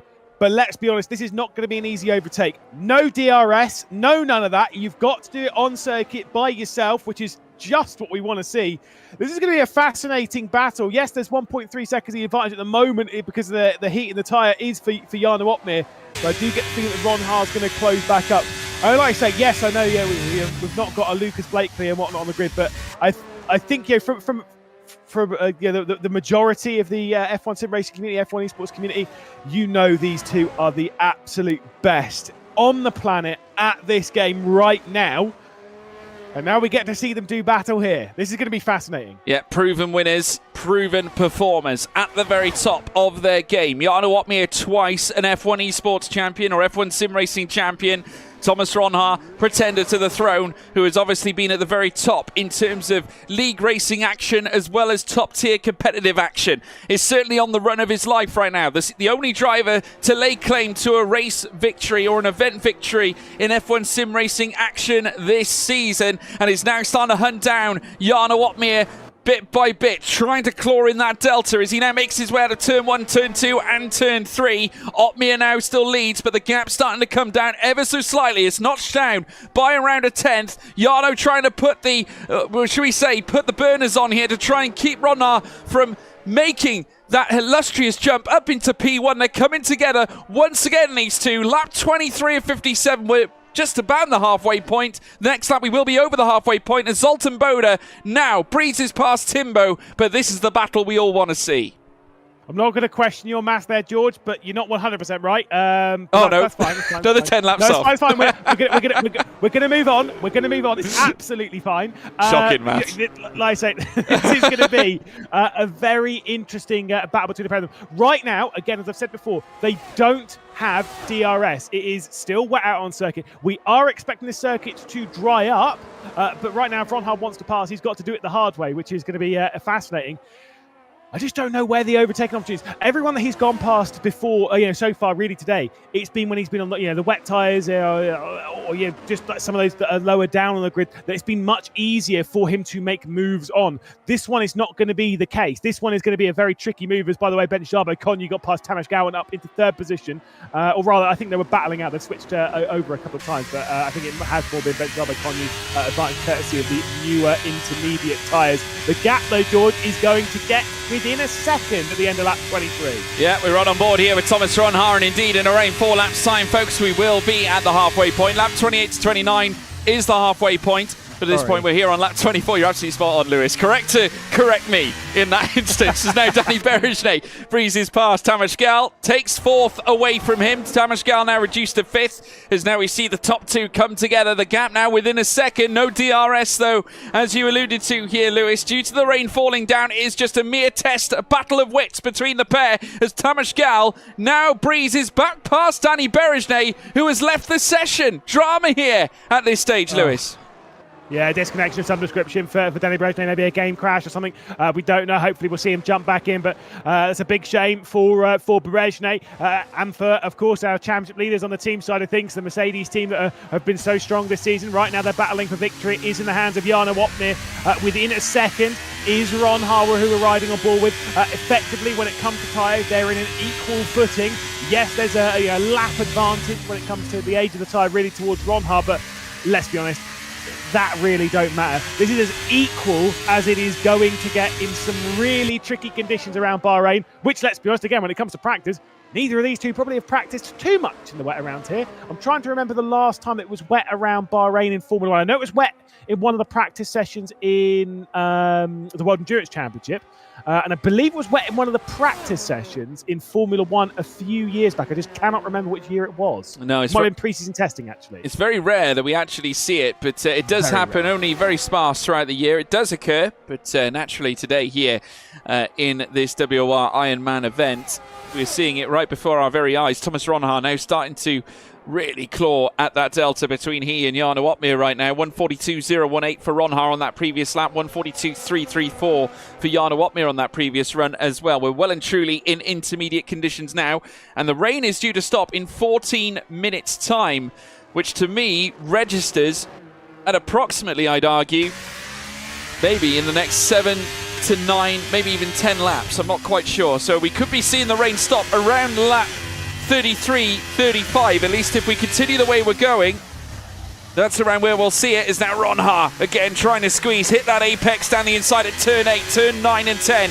Coming up next as well, as they now make their way down through towards the next double left-hander. Very treacherous in the wet conditions, very greasy out there. Jarno suffering due to the no doubt maybe running a different setup to Thomas Ronhaar here at this point. Obviously Ronhaar might be factoring in a little bit more, well, a little more downforce in comparison, hence why Jarno got a little squirrely on entrance and exit coming out of turns 9 and 10, but nose to tail they remain, and the gap thinner than ever here, Lewis. Yeah, obviously, we can see a lot of you talking about it in chat about the potential differences on setup here. Maybe it's driver conditions, maybe it's comfort in the car, who knows. Maybe it is indeed that setup, and if it is set up and it is a lower downforce for Jarno Opmeer, well, two things here for Ronhaar. Number one, passing's actually going to be a little bit more tricky, because obviously that car's going to be faster in a straight line than Mercedes. It's going to be faster in a straight line because of lower downforce. But when this circuit dries up, the advantage will once again swing more towards Jarno Opmeer. That's if Ronhaar's prepared for wet. Who knows? We're about to head back out on the start-finish straight. We're going to have an attempt for the race lead, George. Yeah, they come now. Nose to tail. Ronhaar now opens up around the outside, heading through towards turn 1. Jarno Opmeer immediately slamming the door shut as they head out of turn 1 in towards turn 2. Alfa Romeo Mercedes dance around Bahrain in the rain here this time around, and with the spray being kicked up off the back of Jarno's car, he defends the place willingly against Thomas Ronhaar. Exiting out of turn 4, turn 5, 6 and 7 to come. Jarno Opmeer defending with Thomas Ronhaar firing the warning shots here as we near the halfway point here in this race. Yeah, two of the very best going toe-to-toe once again out wide as they go into the hairpin. We've seen Ronhaar make a couple of moves going down to 9 and 10 earlier points in this race. Alas, it'll be a much harder one to do that on Jarno Opmeer as he does close up on the brakes, and he's so confident on the brakes coming down into 10 as he kicks off the corner though. Look at that drive coming from Jarno Opmeer. It's good. The car's fast in a straight line. The advantage is not there as we head our way down into 11. But maybe something down into the final corner. Maybe there's going to be an opportunity there, but it's so risky to do so. I don't see Ronhaar trying that one. Yeah, I tell you what, this is a battle we've all been waiting for. Something that we should have seen at the very start, I think, with these two coming together on near enough equal tyre compounds in equal performance machinery here with these two coming together. Of course, Jarno Opmeer, one of the greatest in the world, after laying down 2 F1 Esports / sim racing titles. Thomas Ronhaar, who is certainly someone to watch in the future. No doubt one of the favourites this season for an F1 Esports crown of his own. Now looking to try and challenge someone who's already done it twice. They come together again down the long straight. Ronhaar trying to make certain of the move. Here on lap 27, they come together. Once again, Opmeer going defensive. They run wheel to wheel again. This time Ronhaar stepping closer, but again the shields are raised from Jarno Opmeer's Mercedes. He says no. No, coming out of turn 3. Turn 4 comes up next. They drift over to the inside. Ronhaar now opening the door again. Outside line still can't quite find a way, but Jarno shuts the door. They make contact heading out of turn 4, but Jarno still reigns supreme here on lap 27. Opmeer's defence is absolute class. He's bringing the car, he's arresting the car onto the apex, basically bringing it to a stop. You saw it there at T4. Completely denying Ronhaar's attempt at going for the up and under and trying to get the move off the corner. You'll see it again a little bit here. It'll slow it down, effectively coming to a stop on the apex so that when he gets onto the throttle, well, that's the earliest opportunity that Ronhaar could do so. you don't have to defend too aggressively inside and outside. It's more about like what you're doing and making sure that you don't miss the corner. Out a little bit wide there at 11, but that's not too bad because he's getting the drive around the slightly wide line. This is brilliant stuff from Uppbeat, and you'll see it once again. He'll defend aggressively on the start, finish straight, and once again we'll try and hold it down to the apex at T1. And once he gets up to turn 4, watch him not get on the power as early as he can. He's making sure that Ronhard cannot do the up and under, which means that if Ronhard wants to get past, he has to go around the outside, which is so risky and really hard to do. It certainly is. It is very, very tight between these two. Not just in ability, but the delta has cascaded downwards as these two now have fought over the course of strategy throughout this race, and now pure pace is put to the test here at Bahrain once again. Still not enough as now Ronhard tries the switch back on this occasion. Can't quite find it, but will have the overspeed heading out of turn 3 in towards turn 4. Yarno knew it as well as he tried to defend it. Once again they drift to the inside. Ronhard now opening the door again, heading through turn 4. Can he carry the traction through towards the S section? No, Yarno once again defending. Brilliant defense again from Yarno Uppbeat. You ask again why he's the best. It's for that very reason, but Ronhard is really putting that to the test as he goes down the inside, or has a look down the inside, heading through towards turn 8. Yeah, I think T1 there might have been a bit of a wake-up call for Yarno Uppbeat. I think he just drifted a little bit too wide off the corner, opened up a little bit of an opportunity for Ronhard there. Obviously, you know, he dealt with it brilliantly. That's absolutely fine. Must make sure that doesn't happen again. Once again, Ronhard is as close as he's been on the exit onto the backstretch towards 11, but the braking zone is so short here that despite the downforce advantage that we believe the Alfa Romeo is carrying right now, it's not going to be enough for him to pass Uppbeat. Not going into that corner, not a chance. The final corner is an opportunity. You've got to be really brave to do so, but it is more about that turn 1, turn 4 sequence and trying to set up a move. He's trying everything he can. It's just that Uppbeat is just playing his cards right at the moment, and you get the feeling that if Ronhard's car is better right now in the wet weather conditions, he needs to get through now because we are expecting the circuit to dry up. Yeah, I think so. We are due, actually, for it to stop raining in 7 minutes' time, in accordance to the telemetry on our screen, folks. But still, this battle rages on. These two now have literally been helping each other here. Try and gain time on P3 and behind, but once again, wheel to wheel, coming through turn 1. Ronhard again asking the big questions. I think he's got enough, though, of the car alongside him. Again, no, they'll meet. Again, wheel to wheel, as though Uppbeat tries to hold on. He does once again. What defending here from Uppbeat. This time, though, Ronhard had a chance at the inside, heading through turn 4 as Yarno opened the door, almost inviting him to make that move. But again, relentless defending here from the Flying Dutchman, who once again, not just pure pace on show, but sheer defensive class on display as Ronhard sends it up through turn 8. Masterful driving between these two as they duel, they fight, they scrap here around Sakir. Yeah, everything Ronhard is throwing at him, it's different every single lap. He's trying something more. He's getting a little bit more ambitious. He tried a little bit more into the hairpin this lap than he did the previous one and the one before that. He tried a little bit more on the exit of T1 than he did in the previous lap. Everything that he's trying to do, he's learning from every time he tries something to be like, okay, I've got the grip advantage here. Yarno's slow at this point. That's where he's picking up the speed. So I need to get down the inside there. He is learning every single lap that he's trying here on Yarno Uppbeat. But guess what? Yarno Uppbeat is learning every single lap about what Ronhard's doing. He's knowing that Ronhard's getting more aggressive with the temps here. And you've just got to say, you know, seeing these two battling in the way they are, they're just playing their cards so brilliantly and showing everyone how to battle around Bahrain. And I just hope that keeps up. They head back out onto the start-finish straight to complete lap 29. We've still got 27 or 28 laps left to go in this race. And to be fair, I can see this kind of battling taking us all the way to the checkered flag. I think so. It's basically Batman versus Joker. It is Superman against Lex Luthor. The two of them coming together this time around Bahrain. And they have been all the story pretty much over the last couple of seasons in F1 Esports and League Racing alone. We see them now come through towards turn 4 again. Danny Berejnay into the pits as Uppbeat and Ronhard duel here in the desert. They come through now, the S's once again. This time, though, Uppbeat has got a little bit of a gap between them, and Berejnay on medium tyres. So the rain is looking like it's going to stop soon, and Berejnay taking a gamble on slick tyres. Yeah, to be fair, you know, there could be a few things here with Brezhnev. Maybe he's just taking a gamble for himself. So, and Boda also into the pit lane. That'll be onto slick tyres. But also, you know, considering that Brezhnev had a disconnection earlier, he's a little bit further down the order, so can maybe take a bit more of a gamble. I am absolutely sure he will pass on any information that he gets from his brief outlap here to Jana Wotman to be like, yep. Go on to medium. Although, to be fair, let's be honest, Jana Wotman probably knows already anyway. Very curious to see if we see Opmir or Ronhar into the pit lane. Ronhar's dropped back a little bit from Opmir. I don't know if that's because the track conditions are becoming a bit more advantageous towards Opmir's.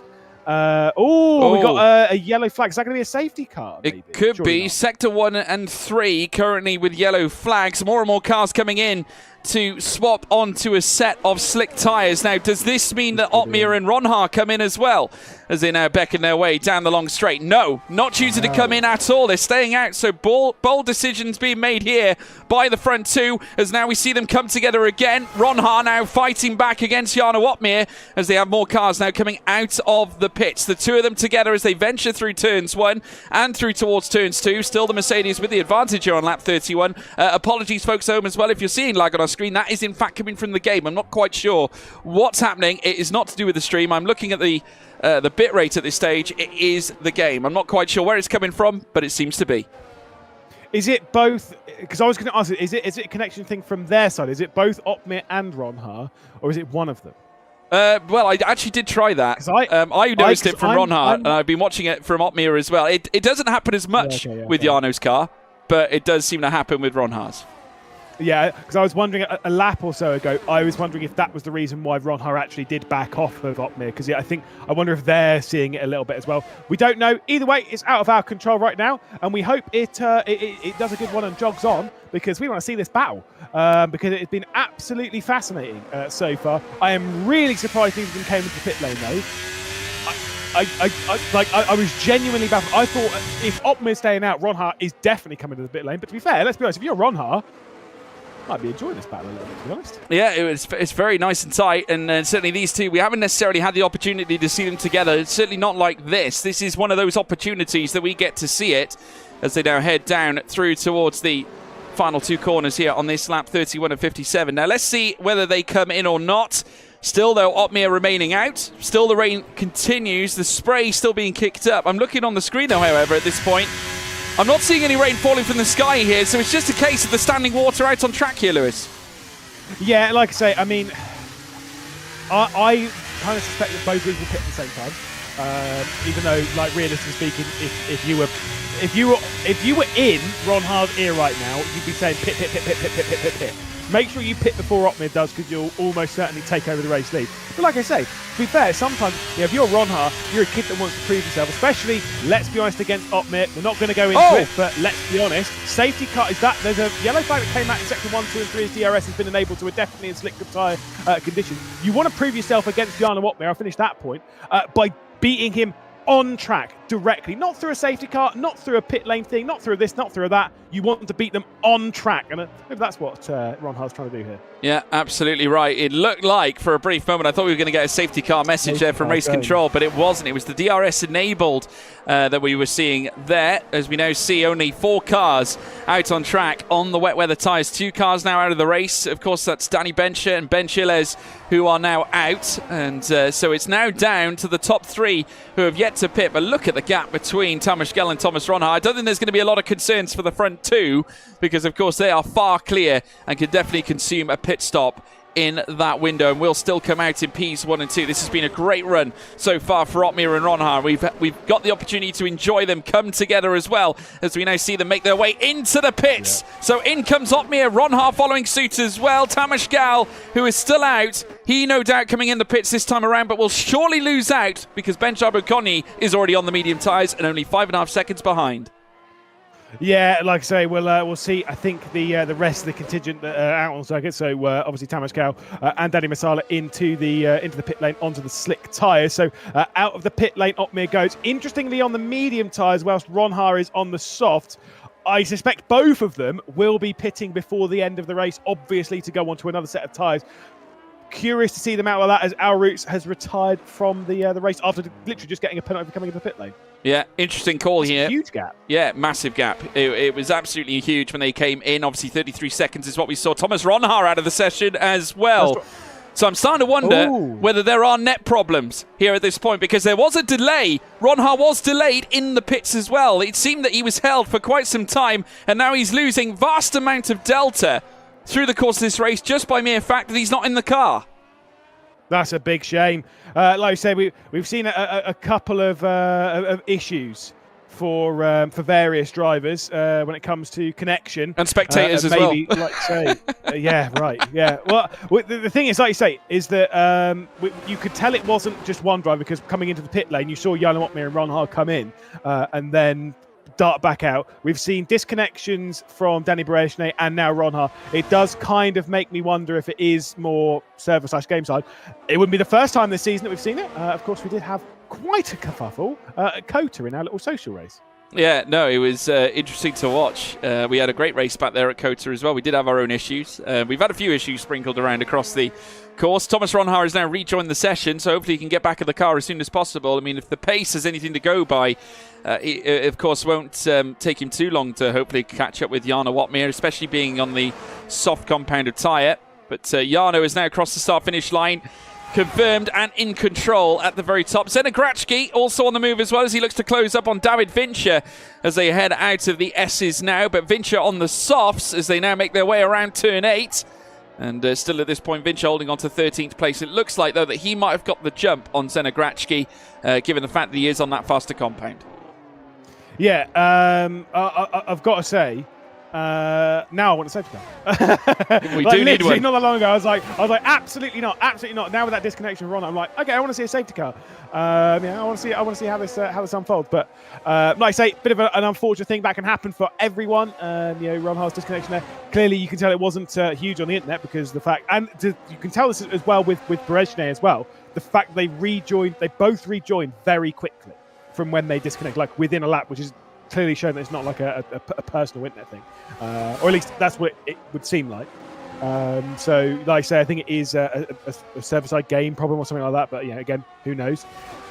I think we can all say, though, is we're a little bit disappointed, because that's robbed us of what was going to be a fantastic battle. As now Danny Benser's also left, although he was retired, so never mind. Yeah, we've had a few issues, I think, with certain drivers now. Zenit Grachki is now asking the major questions of David Vincher, heading through the first sector, and now makes his way down the straight with the DRS now opened up. That's going to help him majorly in terms of the fight that he's having right now. Fastest lap here for Jarno Watmere, 1:31.911. That's a declaration of pace that we're seeing right now out on track, and that's our fastest lap here so far this race. Lap 35 of 57. Still more to come. No further rain expected here at this point. Thomas Ronhaar now second, losing more time hand over fist. In fact, if you take a look at the last lap, a 1:32.649, despite going purple in the last two sectors, losing out massively in that first sector just due to the fact that he wasn't in the car, which is just goes to show how devastating it really is when you're outside of it. Danny Berejne now going fastest of all and holds on to the fastest lap of the race. Timbo now starting to gain, this time on Gab,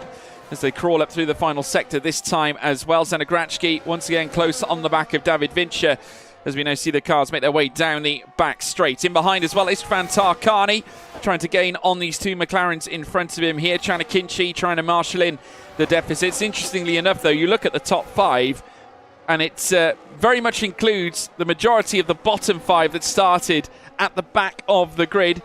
Gable Vajda, I was just about to say, he's just boxed onto a set of intermediate tyres, but his car has remained in the pits. Yeah, I was going to say, I was looking at that being like, no, I don't think it is. No, although maybe, is he out of the pit lane now? It looks like he is. See a little bit of contact there. Tamas Gale getting into the rear end of the Alfa Romeo. Yeah, I get a feeling that's a mistake. Yeah, I'm willing to bet that is the case. Tamas Gale on the back of Chanakinchi as well, as they make their way out of turn 10. Turn 9 coming up next. Jarno Watmere taking back the fastest lap of the race with a 1:31.268, a 29.7 in sector 1. With a 39.076 in sector 2, though it's just been stolen by Thomas Ronhaar, who just posts a 1:30.643. That lap in itself, unbelievably, 6/10 quicker than Jarno's previous fastest lap. You say unbelievably, but do you remember he's on soft tyres that's now been driven by the AI for a little bit. So it's not exactly worn out too much. So he's on some pretty solid soft compound tyres right now. I think he'd be able to close up to Jarno, not to the rear end of the car, but close up by a fair few seconds. But obviously, he's going to push as hard as he possibly can on these softs. And we do expect an extra pit stop between now and the end of the race, but it's not out of the question. It's not out of the question. You know, no, this is possible. You can definitely get a big result here, Thomas Ronhaar. I don't think this is the last we've seen of it. I think there is more to come, and naturally, both cars are going to be considering stoppages. I mean, there is a chance that Uppbeat could. I mean, you'd have to stretch it right to the very end. I think, though, with Ronhaar being on that aggressive strategy, I think that will enforce him to perhaps make a decision later on in terms of what tyres he is on. I think it could lead to him perhaps even doing that final run on the softs. Gable Voucher, after what we suspect an error, moving on to the intermediates, in fact retiring from the race as well. David Vincher looking to try and make places, does so in fact, trying to keep Zenegrachki in behind as we have more yellow flags in Sector 1. Seems like we're having more issues with yellow flags in dry conditions than we did in the wet here, Lewis. Yeah, exactly. And no safety cars. Where are these safety cars? God. Mylander, get into your car and get out of pit lane. Absolute win. But no, obviously we are potentially, we've only had one safety car in this race. That was very early on after a lot of contact in the final corner. We've not seen the safety car required to intervene once more in this race. Bit of a lock up there from Gabriel Takash just ahead of David Vincer. I mean, it's been an interesting race despite no safety car. Although this is something that this is the longest period that we've had all season without a safety car. Because I genuinely, and I say that only because I don't remember the gaps ever being this big between them. You know what I mean?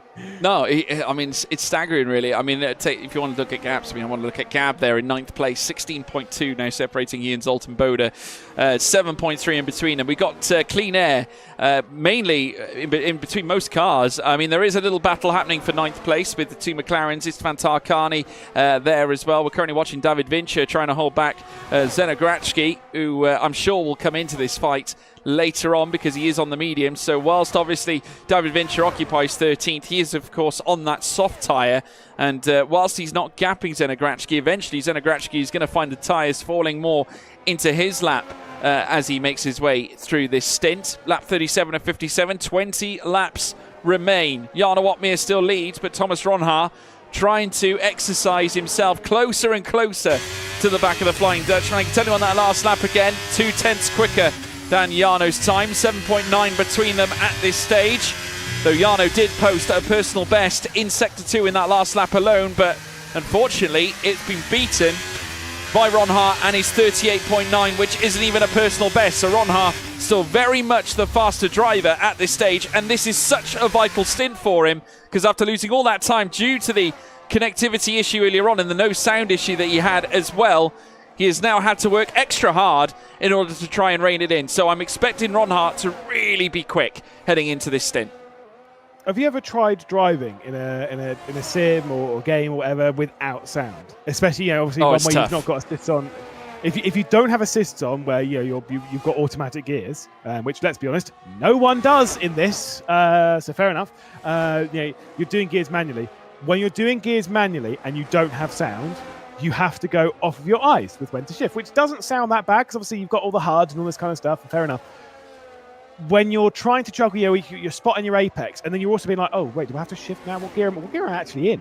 Because you don't have that feedback from your sound. It's very tricky. As there is Zenegrachki down the inside of everything, so that was a pretty easy move from him on those medium tyres on the Red Bull. But yeah, no, honestly, that is incredibly tough, and you don't necessarily realise how much your ears play a role in how much grip you have. All that kind of stuff. Let alone when you're shifting gear and all that kind of stuff. You kind of think, what are you talking about? You use your ears a lot to hear, like especially in the wet, like how much are you sliding? Even though you can kind of feel it, even though you can see it, you also hear a little bit with it. And when you lose one of those senses, it's very tricky. Yeah, no, it is tricky. It's very hard to manage your race, and you do need it a lot, obviously, to understand where you are in terms of your shift patterns as well, because that's generally how a driver works out when he needs to change gears. Now we see Istvan Tarkani making that move for 10th. Very calm, cool and collected, was so much quicker through the S's as well, as he now moves himself higher and higher, though that was a battle that they shared on medium tyres. Gab is going to be next on his list, and Gab, unfortunately, is not going to have any DRS to protect himself here. Tarkani will, and Adal Fatari was quick in that last run as well too. And in terms of mere delta between them, I can tell you that it was a 132.319 for Tarkani in 10th in comparison to the 132.834 that Timbo had on that previous lap. So Tarkani very, very quick here at this point. 10th place and looking to rein in P9 as well. The gap's equilateral now between these three as they now make their way through turns 2 and turns 3. Jarno Opmeer still out in front, but Ronhaar still continuing to rein him in once again. That last lap again going nearly 1.5 tenths quicker for Ronhaar. As in fact that delta has come cascading down once again. Ronhaar really starting to put the burners on. Knows that he needs to in order to get this strategy to work. Yellow flags again in sectors 1 and 3. I tell you what, I don't think a safety car is out of the question here, Lewis. Well, as David Vincent retires from the race, once again, like you say, yellow flags are out. I don't know. I mean, the thing is everyone's spread out by so much. So you don't have also the field is now 3/4 of what it was at the start of this. I don't know. Maybe the commentator's curse. I don't think there's going to be a safety car. No, there's still not. No, it's fine because the commentator's curse is total rubbish. But yeah, maybe we will get a safety car. Maybe we won't. Right now, Opmeer doesn't want one, obviously. Ronhaar definitely does, obviously. But realistically speaking, this is Jarno Opmeer's race to lose right now, and he will be well aware of that. And to be perfectly honest, if we go green to the end of the race, I don't see him losing it. I think this is. I think Jarno Opmeer is in prime position right now. Yes, we know that there's an extra pit stop expected for this group. That's fine. I don't see a way that Opmeer doesn't win this race right now. No, I think he's very much in the prime seats at this stage, and it's going to take something really serious here for Ronhaar to really answer back. 7.1 now between them, and I'd argue that the delta between the softs and the mediums is going to get tighter and tighter as the mediums start to go to work for Opmeer now, as we see Istvan Tarkani again looking to overtake yet another McLaren. Does so, breezes past Gab now and up into P9, just behind now Zoltan Boda, but quite a gap between them. 17.6 now between the two AlphaTauris, occupying 8th and 9th place. Looking further up again, the delta on that last lap, but this time Ronhaar 5 tenths quicker of the realm on that last lap alone. So he's now into the 6.9. So he is going to work here, but the way the strategies are unfurling, there's still huge question marks, because obviously Ronhaar surely got to consider pitting at some point. It might be that he goes on a double soft strategy. I just can't see them getting him to the end. No, exactly. I mean, look, I think the reason why I say I think Opmeer will pit again is I just, yeah, I guess like 25. Just to cover off Ronhaar at this case. The medium will be fine. But literally, because Ronhaar almost certainly has to stop, whereas Opmeer's kind of like, yeah, maybe he doesn't, but realistically, you might just want to do it just to deal with it.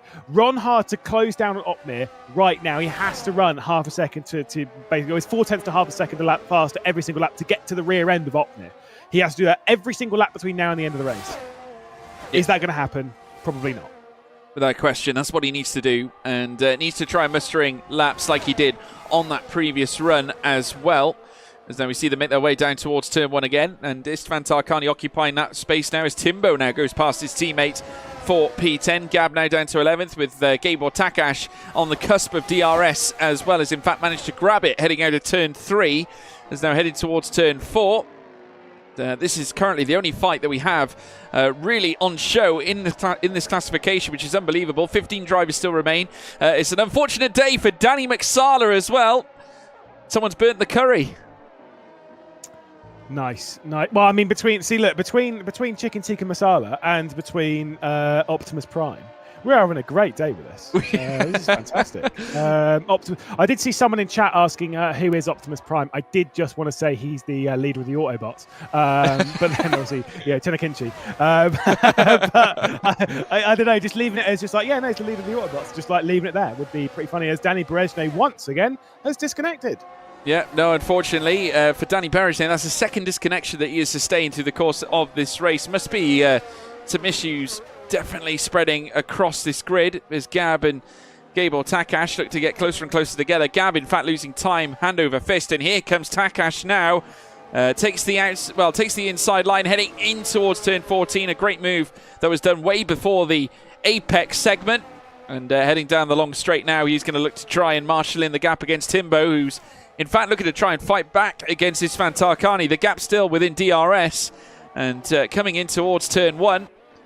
We'll look to try and perhaps gamble and maybe make a move on Tarkani as we make our way through towards the final echelons of this race. Ronha, in fact, on that last occasion, losing time. Only actually managed to gain mere thousandths in that last run alone, as now Opmir crosses the start-finish line once again. Danny Berejne rejoining successfully. There's Ronha. The gap between them on that last lap. And finally, I think Jarno Opmir actually was faster than Ronha by 0.3 of a second. And unfortunately, that could only unseat Ronha's potential for a P1 tonight. Yeah, softs are going off. Yeah, he's pushed on, and they're 10 laps in. The softs are likely to go off around this point, or start dropping off. So maybe that one's not going to work. Maybe we'll pit fairly soon to go onto a fresh set of softs and try and close down whatever. But then, whether Jarno pits or not, that gap's going to be far too large to close down in such a short period. So, who knows? Who knows indeed? Did see, of course, like you said, with Gabor Takash working his way up into 11th position. He's got 2 seconds then to close back onto Timbo and get himself inside of the points, at which point he could maybe start his own game show. And he could call it Takashi's Castle. Yeah. It's a big slightly reaching there, Lewis. Slightly reaching. Just trying to make something for everyone on this grid. Do you know what I mean? Everyone's got their own nickname. We're not going to go into Jarno's or Thomas's, but yeah, everyone's got a nickname now. You got Chicken Tikka Masala. I'm trying to add some more. Yeah, no, I appreciate it. I'm sure many of the people at home as well, the great folks that are watching us live here this evening. Jabi Vengel now moving up to 13th. The Zena Grachki retires from the race as well. I think he did that in the pit lane though, so no concerns of a safety car here at this stage. Lap 44 very shortly will begin as we see Thomas Ronha make his way down the straight. Jarno Opmir has indeed kick-started the 44th lap of the race. And he's comfortably in front, isn't he? 7.7 seconds between them. In fact, again, Thomas Ronha 0.3 slower on that previous lap as well. The car that has done the most stops on the current stint, those of the active drivers as well, is actually Ulas Azildrim in 4th place. Incidentally, moving on to those mediums, turned out to be his 6th different compound of the day, 5 stops in total since we started the race. I can tell you that Danny McSala, good news for you here, Lewis, he's just posted the fastest second sector of the race so far. So he could yet get the fastest lap. Go on, Oh, he's done it. Oh, there we go. What timing? Danny Masala, yeah, fastest lap of the race. No, good effort. Obviously, soft tyres at this point, like, realistically. I actually don't think that will hold because I think, like I say, Ronha will come in and probably take either some softs or some mediums. I reckon he can beat that on those. We'll have to wait and see. Whilst Ronha probably could get to the end of the race on those tyres, I just don't know if he will. But then, actually, if he stops now and then bench Labo Konya and Azildrim go to the end of the race, then he might not be able to actually get past. We see on board with Timbo getting past Isfan Tarkani. DRS open as easy as you like. It's not quite as impressive as some of the moves we've seen earlier on today. No, not quite, but still a successful move nonetheless. Timbo was right on the tail of Zoltan Boda, stayed within DRS and managed to make the overtake. This could be a fight that continues, and as we make our way through towards the very end, because Timbo is sacrificing DRS in the remaining straight, so there is a chance here for Tarkani, who's already proven that he can get past both McLarens already. And whilst he's in P10 now, he might choose to also move back up into P9 very shortly. And they're both sharing reasonably similar age on their tyres, as we now see them make their way out of Turn 8 towards Turn 9 and 10. A test of grip, a test of ability heading through these segments of corners. A very tricky section where lockups are prevalent. As they head down the back straight once again towards Turn 11. And they'll make the climb heading through towards Sector 3. Still Opmir out in front. 8.4 seconds now becomes 8.5 and 6. As Ronha surely suffering on those softs. In that last lap alone, again, near enough 0.6 slower off the pace of that of Jarno Opmir at this point. And it definitely seems like a foregone conclusion here at this stage that Ronha would ever take the race win at this point. Safety car definitely required now. And I'll be honest with you, I think at this stage he is at the mercy a little bit of Ben Shabo Konya, because if he makes the pit stop, he could technically forfeit a podium here. Yeah, of course. Yeah, when you look at the gap between himself and Ben Shabo Konya, 8 and a bit seconds, realistically, if he stays out on the racetrack and maybe tries to nurse these softs to the checkered flag, he'll probably still hang on to second spot. And so at that point, pitting is the more risky option. You know, if this was a real F1 race, right? Yeah, if we were seeing a real race around Bahrain that has been as crazy as this, which we wouldn't have seen, Alfa Romeo would be telling their driver to stay out on the race circuit, just to look after the tyres and bring it home, because it's a near guaranteed second place. Whereas in this, kind of a bit less guaranteed as to whether they will whether Ron Har will stay out on the race circuit. I don't know. If I were them, it would literally just be stay out on the track, look after the tyres, bring it home. You're not going to win the race, but you're still going to finish in second, and that's as good as it's going to get. It's just really boring. Yeah, it's unfortunate actually for Ron Har, because we were essentially robbed from a great battle that we got to see lap after lap. It was great that they were pushing each other to the limit. It's a shame we're not going to get that, especially on slick tyres, where we could really see the DRS become a factor as well. Zena Grachki has just retired as well and has just made his way into the pits. So he will no longer be a factor, and no risk again of a safety car. Still full green conditions here at this stage. Ron Har now 8.7 from the front. There's now Istvan Tarkani. That battle for P9 still well and truly underway as they now make their way around the final corners. Again, Timbo Stillwell being in ninth place, managing to marshal a gap between he and the AlphaTauri in behind, but Tarkani far from done just yet. Could be the case that he's just trying to recharge that battery. The light no longer blinking on the back of the AlphaTauri, so a great chance here for Tarkani to retake that ninth place. Yeah, exactly. Just sometimes you use the DRS to keep yourself close enough, and you use that time to build up your battery charge, so then you can go on the attack with a couple laps to go, and not only just get through, but have enough battery to get through and then run away. That's the important bit. I have a question for you, Mr. George Morgan, though. Let's say, for example, that Ron Har didn't disconnect earlier on. They didn't have that issue, that he'd come out right behind Uppbeat and had a battle with him on the soft tyres and the mediums. Who do you reckon wins this race? Oh, that is a big question. Big, bold question. It is interesting. I can answer my opinion first if you wish. Well, I'll tell you what I'm going to do. I'm going to ask the chat what they think. Okay. Because I think that'd be an interesting, sort of take a roll call, should we say, in the live chat. I think personally, Uppbeat's defending was heroic. I think it goes by far. I think whereas Ron Har is better as the aggressor, I would say, in this era of the game, I would argue that Uppbeat is just as strong in terms of a defensive driver. Strategically, I think the strategy would have made the difference, but then again, they might have just followed each other right to the very end. I'll be honest, it's very, very tight. I couldn't possibly make a decision. I think if you want to know who a winner is, I think the audience would be. I think off the back of seeing them come together the way they did. So I'm going to side with the audience on this one. The audience wins every time when these two come together. I'm going to give you an actual answer because I'm not a wimp. I actually think Uppbeat would have won, because Uppbeat was on the medium tyres. Well, he's on the medium tyres now. I think that the advantage for him at this point, even if Ron Har had got through and run away a little bit, I think Uppbeat would be closing back up. I think we'd be in for a real, barnstorming end to the race.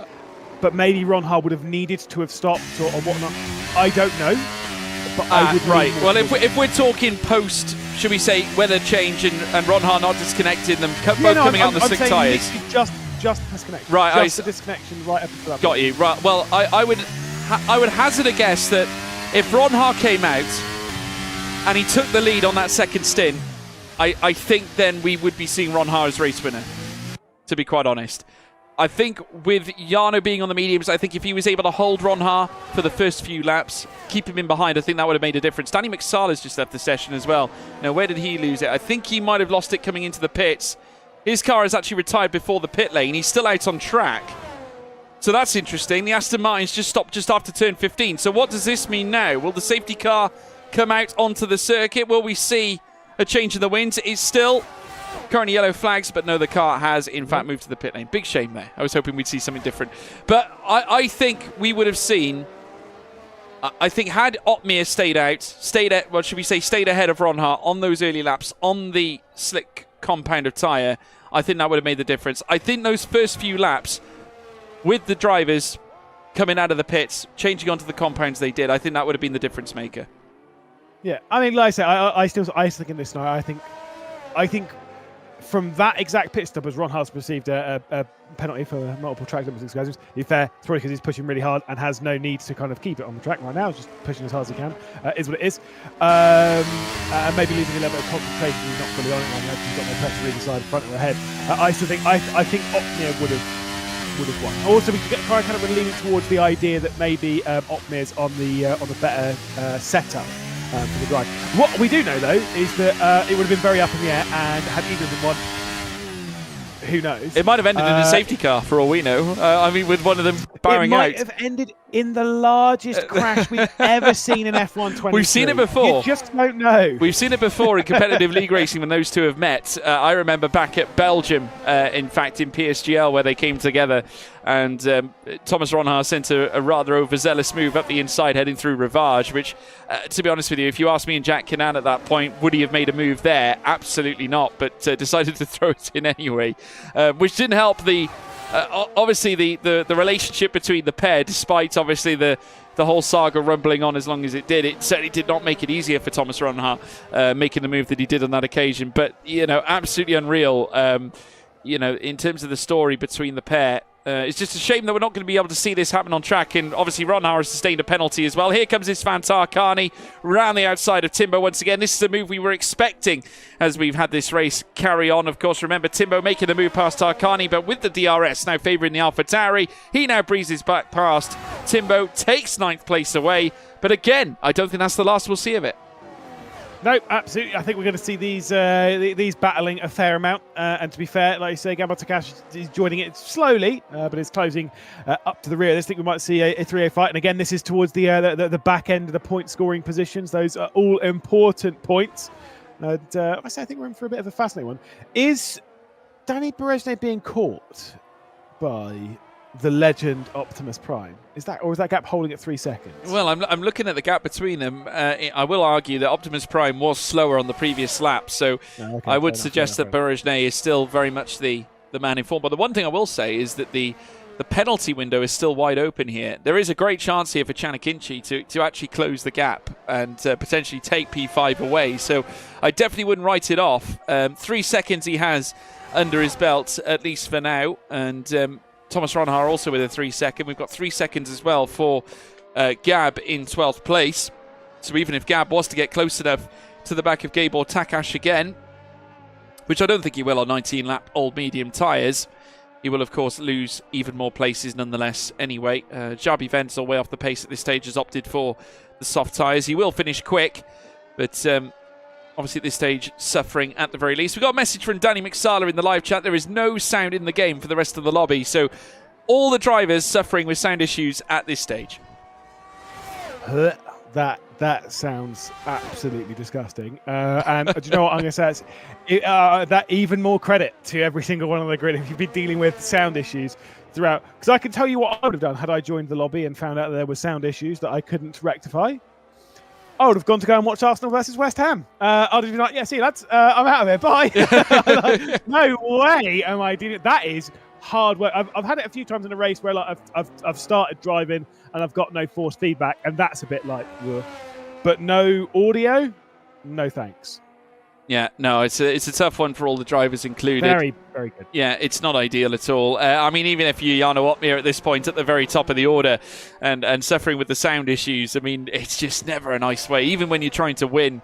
And we are apparently hearing from people in the chat that Jarno does have sound. So at least some drivers are dealing with it well. I mean, Thomas Ronhaar at this point has just actually managed to go faster than Opmeer on that previous lap. Now, whether that's Opmeer just slowing down, maybe just conserving tyre usage, tyre wear for later on in the race, where, of course, Ronhaar's tyres are going to be feeling the pinch a little bit. 18 laps accrued on the softs. It's certainly going to be feeling a little treacherous out there, but Ronhaar still successfully managing to achieve 132.4s at this point, despite the tyres obviously no doubt feeling the strain at this stage. Jarno Opmeer making his way up towards the line. Last lap 32.5. It's now a 32.596, just on the cusp of near 32.6s. Of course, we'll see Thomas Ronhaar cross the line. He managed to muscle in a 131.823. So that last lap alone, around 8 tenths separating the pair of them. Very close between, certainly huge delta gain there for Ronhaar,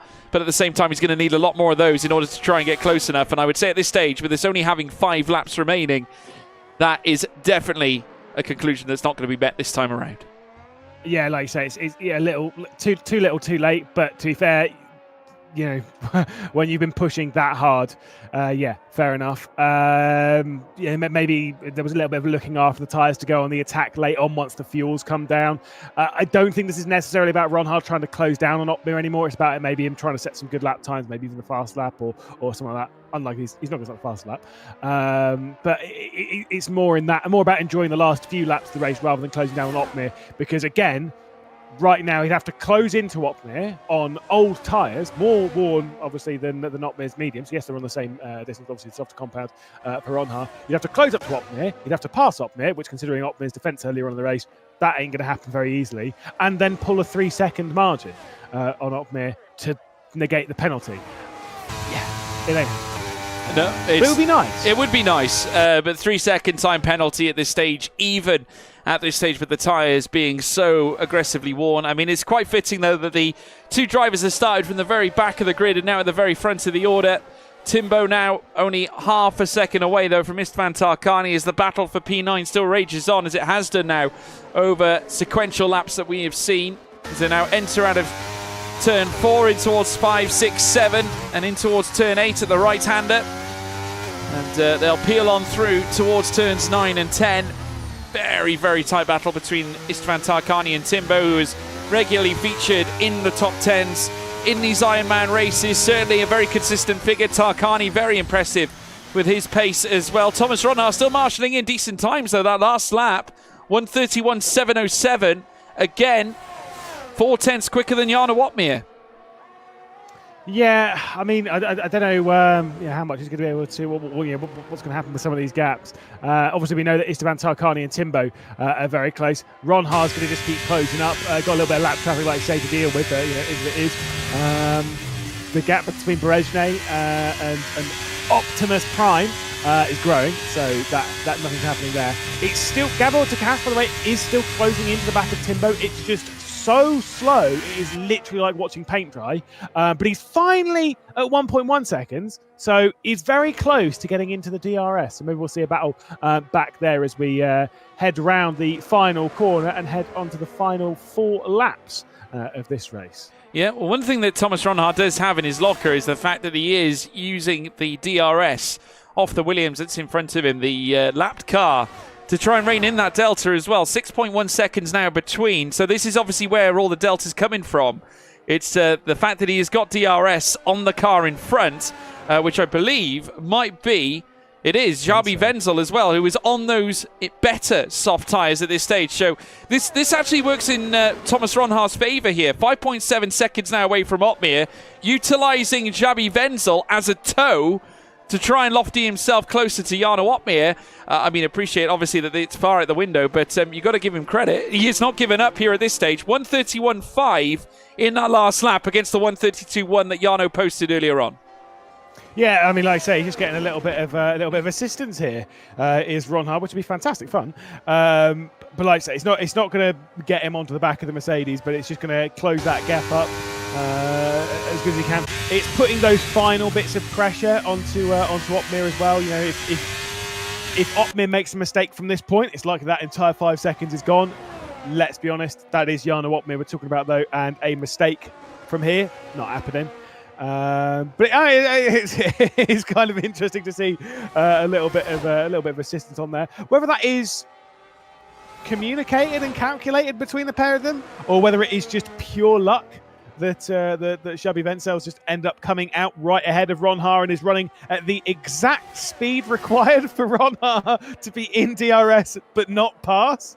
I don't know. Interesting, though. It is interesting. He's once again faster than Jarno Uppbeat on this previous lap as well. 1:32 for Uppbeat against the 1:31.7 for Thomas Ronhard. Personal best for Jarno on that previous sector as well.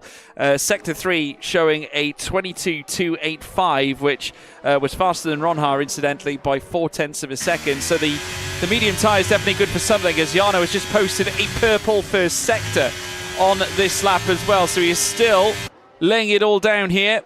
And I think he, in his own right, managed to achieve a little bit of DRS off the McLaren in behind him too, as he makes his way through turns 10. And we'll open up the throttle again, heading down the back straight, leading up through towards turn 11. Jarno Uppbeat, though, devastating once again. This time around, a race winner here in Ironman, here at Bahrain.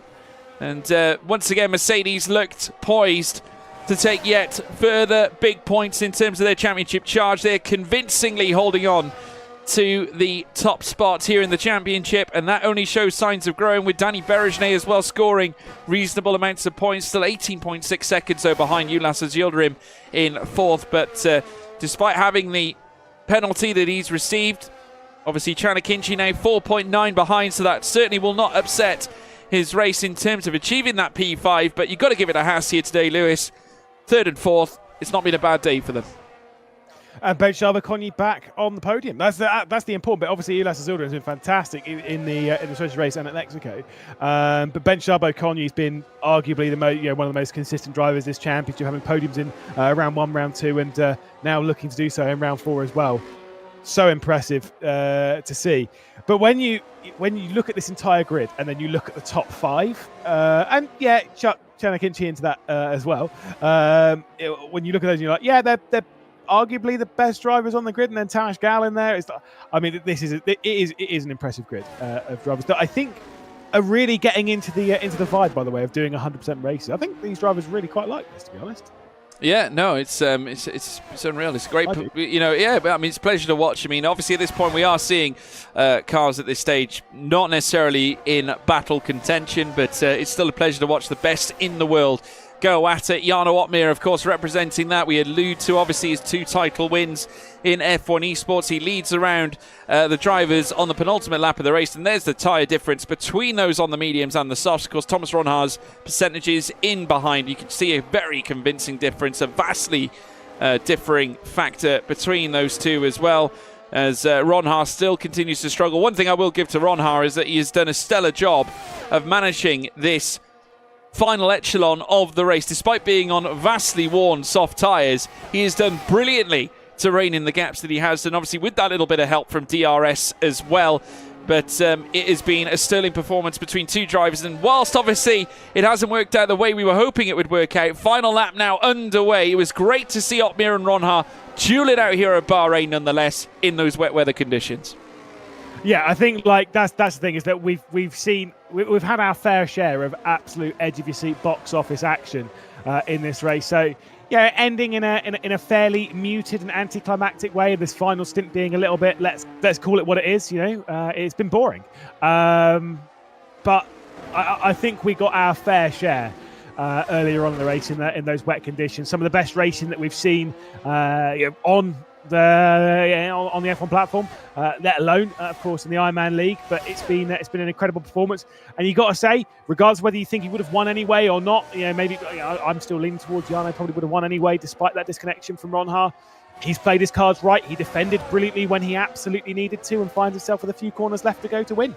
Yeah, no, it's certainly been a sterling performance. Jarno Opmeer back on top once again, a position he is oh so used to. Certainly where it comes to competitive action, wherever it's league racing or even F1 Esports, he's going to round the final 2 quarters again, and the Flying Dutchman will reign supreme. Again in competitive action, Jarno Opmeer wins here at Bahrain in the Ironman League here at WOR, also in association with Timbo as well. Thomas Ronhaar comes across the line in second. In third place, Ben Sharba with Haas occupying 3rd and 4th in tandem. Big points for Haas as they now exit the final corner. Once again, Ben Sharba confirming once again that he has been one of those standout performers, achieving podiums back to back, with Ulas Yildirim returning as well. 4th place, Danny Berejnay will cross the line eventually in 5th as well. But Jarno Opmeer showing his class again, consistently on top. But this time, again, after a convincing run on strategy, Lewis, where he built a gap, despite losing out the battle with he and Thomas Ronhaar, we saw them fight tooth and nail, but it was Jarno Opmeer who took the big points on the night. Yeah, and, credit to him. Solid race, really impressive, really well done, and really well put together. Great to see the 2 very best drivers on this platform go toe-to-toe. Maybe we need to find our way, see if we can sneak a Brendan Lee or a Lucas Blakely in this championship now, see what we can really muster at the front. But I've got to say, super impressive drive from Opmeer in what has been a very difficult race, and like I say, just didn't really put a foot wrong. No, and that's what you need to do, especially in a 100% scenario. But Jarno Opmeer back to the top and has gone from near enough last to first. Obviously, it was Thomas Ronhaar who started from the very back of the grid. He started 19th place, did Jarno Opmeer, but a fantastic fight at the very opening stint that granted him higher placings off the race start. Danny Berejnay picks up driver of the day. I think many of you would argue that Jarno deserves an accolade after going 19th to first. Give credit to Thomas Ronhaar as well for achieving the second placing as well. And we'll take a look at the final standing shortly, but only one man will celebrate. I'm sure Jarno will be thrilled.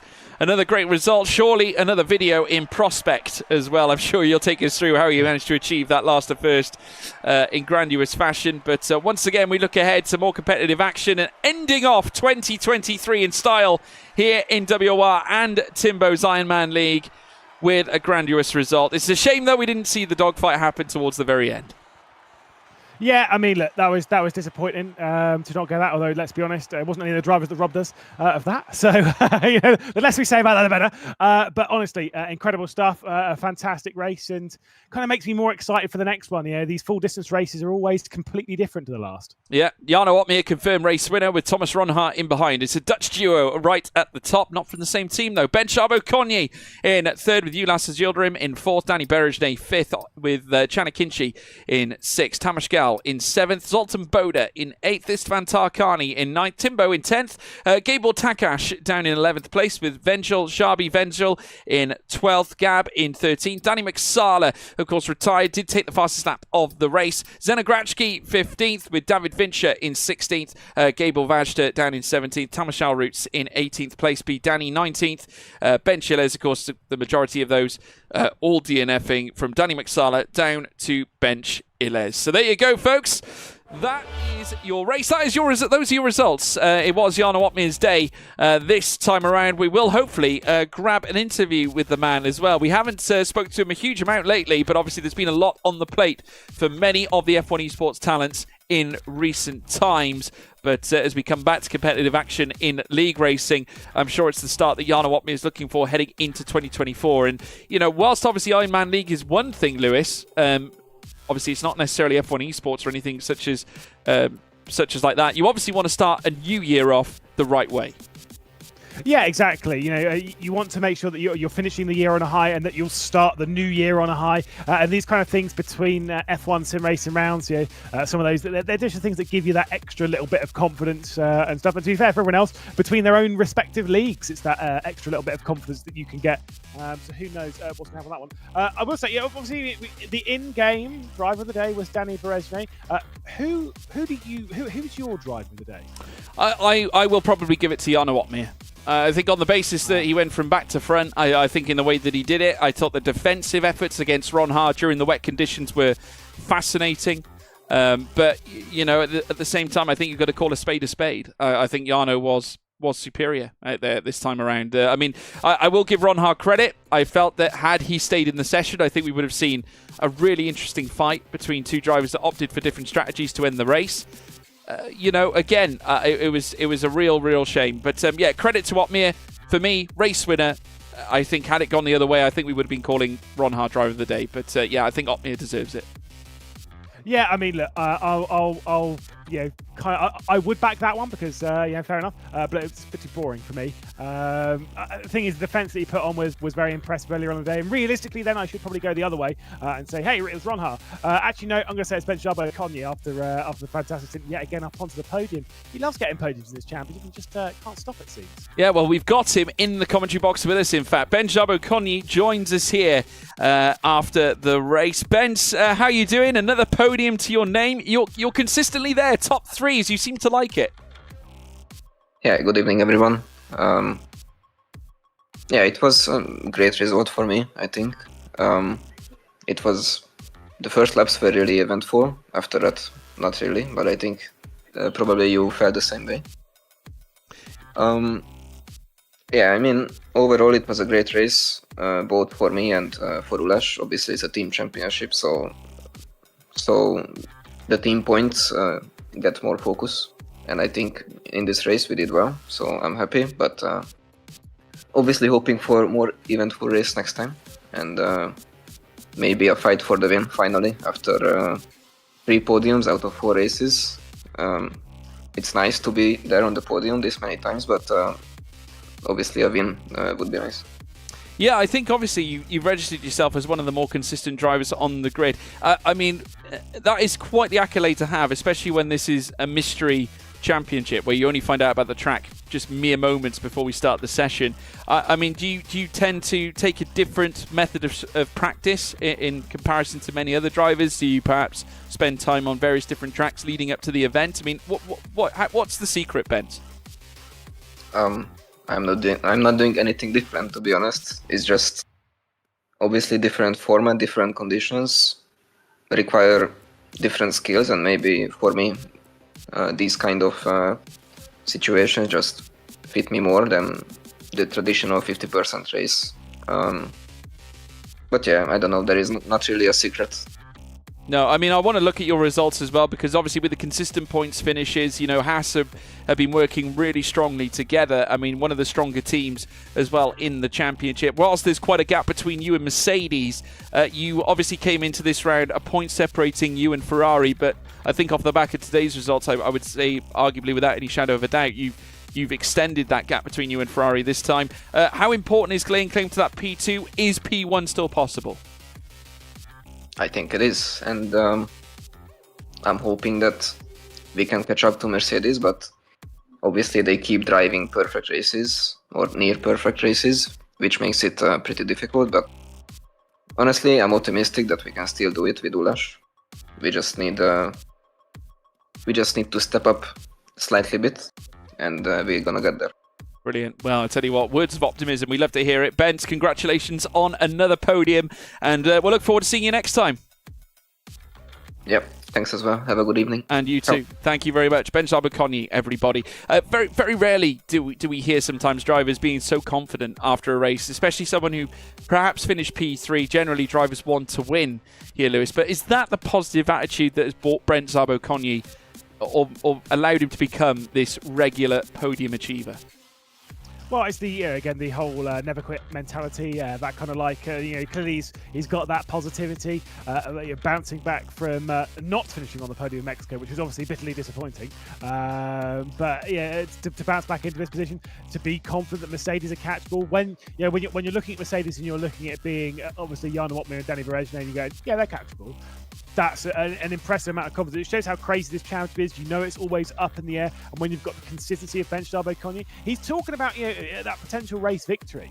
And you know what? I have full faith that he will get closer and closer to that victory, and that it is on the cards. That I think we can absolutely see the Haas driver taking a W this season. Yeah, there's a great chance of it. I mean, the fact that he's putting himself in that equation is massive. I just think he just needs to rein those gaps in, but you could argue that strategy is what kills a lot of it as well, given the fact that the rain comes down at certain times. If you don't box at the right time, it basically null and voids your possibilities of achieving the top results. But nonetheless, great performance from him too, and a great performance for Haas by that very same token. I don't think we're going to hear off the other two drivers, but nevertheless, what a tremendous year it's been, folks. Obviously, the Ironman League has really captured the attention of many throughout the course of 2023, and especially in the second half where we've seen it really come to fruition. I just want to say it's been a pleasure being the commentator alongside you as well, Lewis, for this fabulous event as well.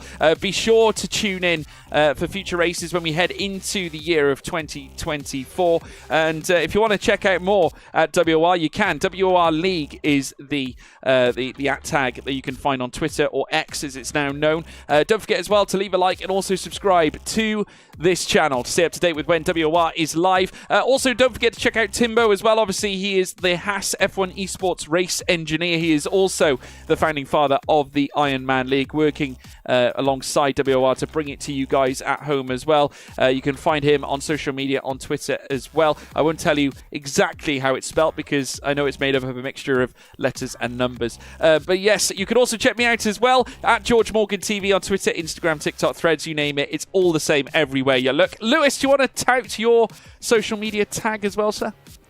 As you can see at the bottom, it's Lewis McGlade 78. It's Lewis McGlade on YouTube though, because I like to make things slightly difficult for everyone. But yeah, Lewis McGlade 78, pretty much everywhere. If not, just remove the number and hope for the best. Absolutely. So that's where you can find us, folks. But folks, like I said, it's been a pleasure. Enjoy the rest of 2023. The new year is just around the corner. We'll see you bright and early in 2024. In the meantime, look after yourself, take care, and goodbye.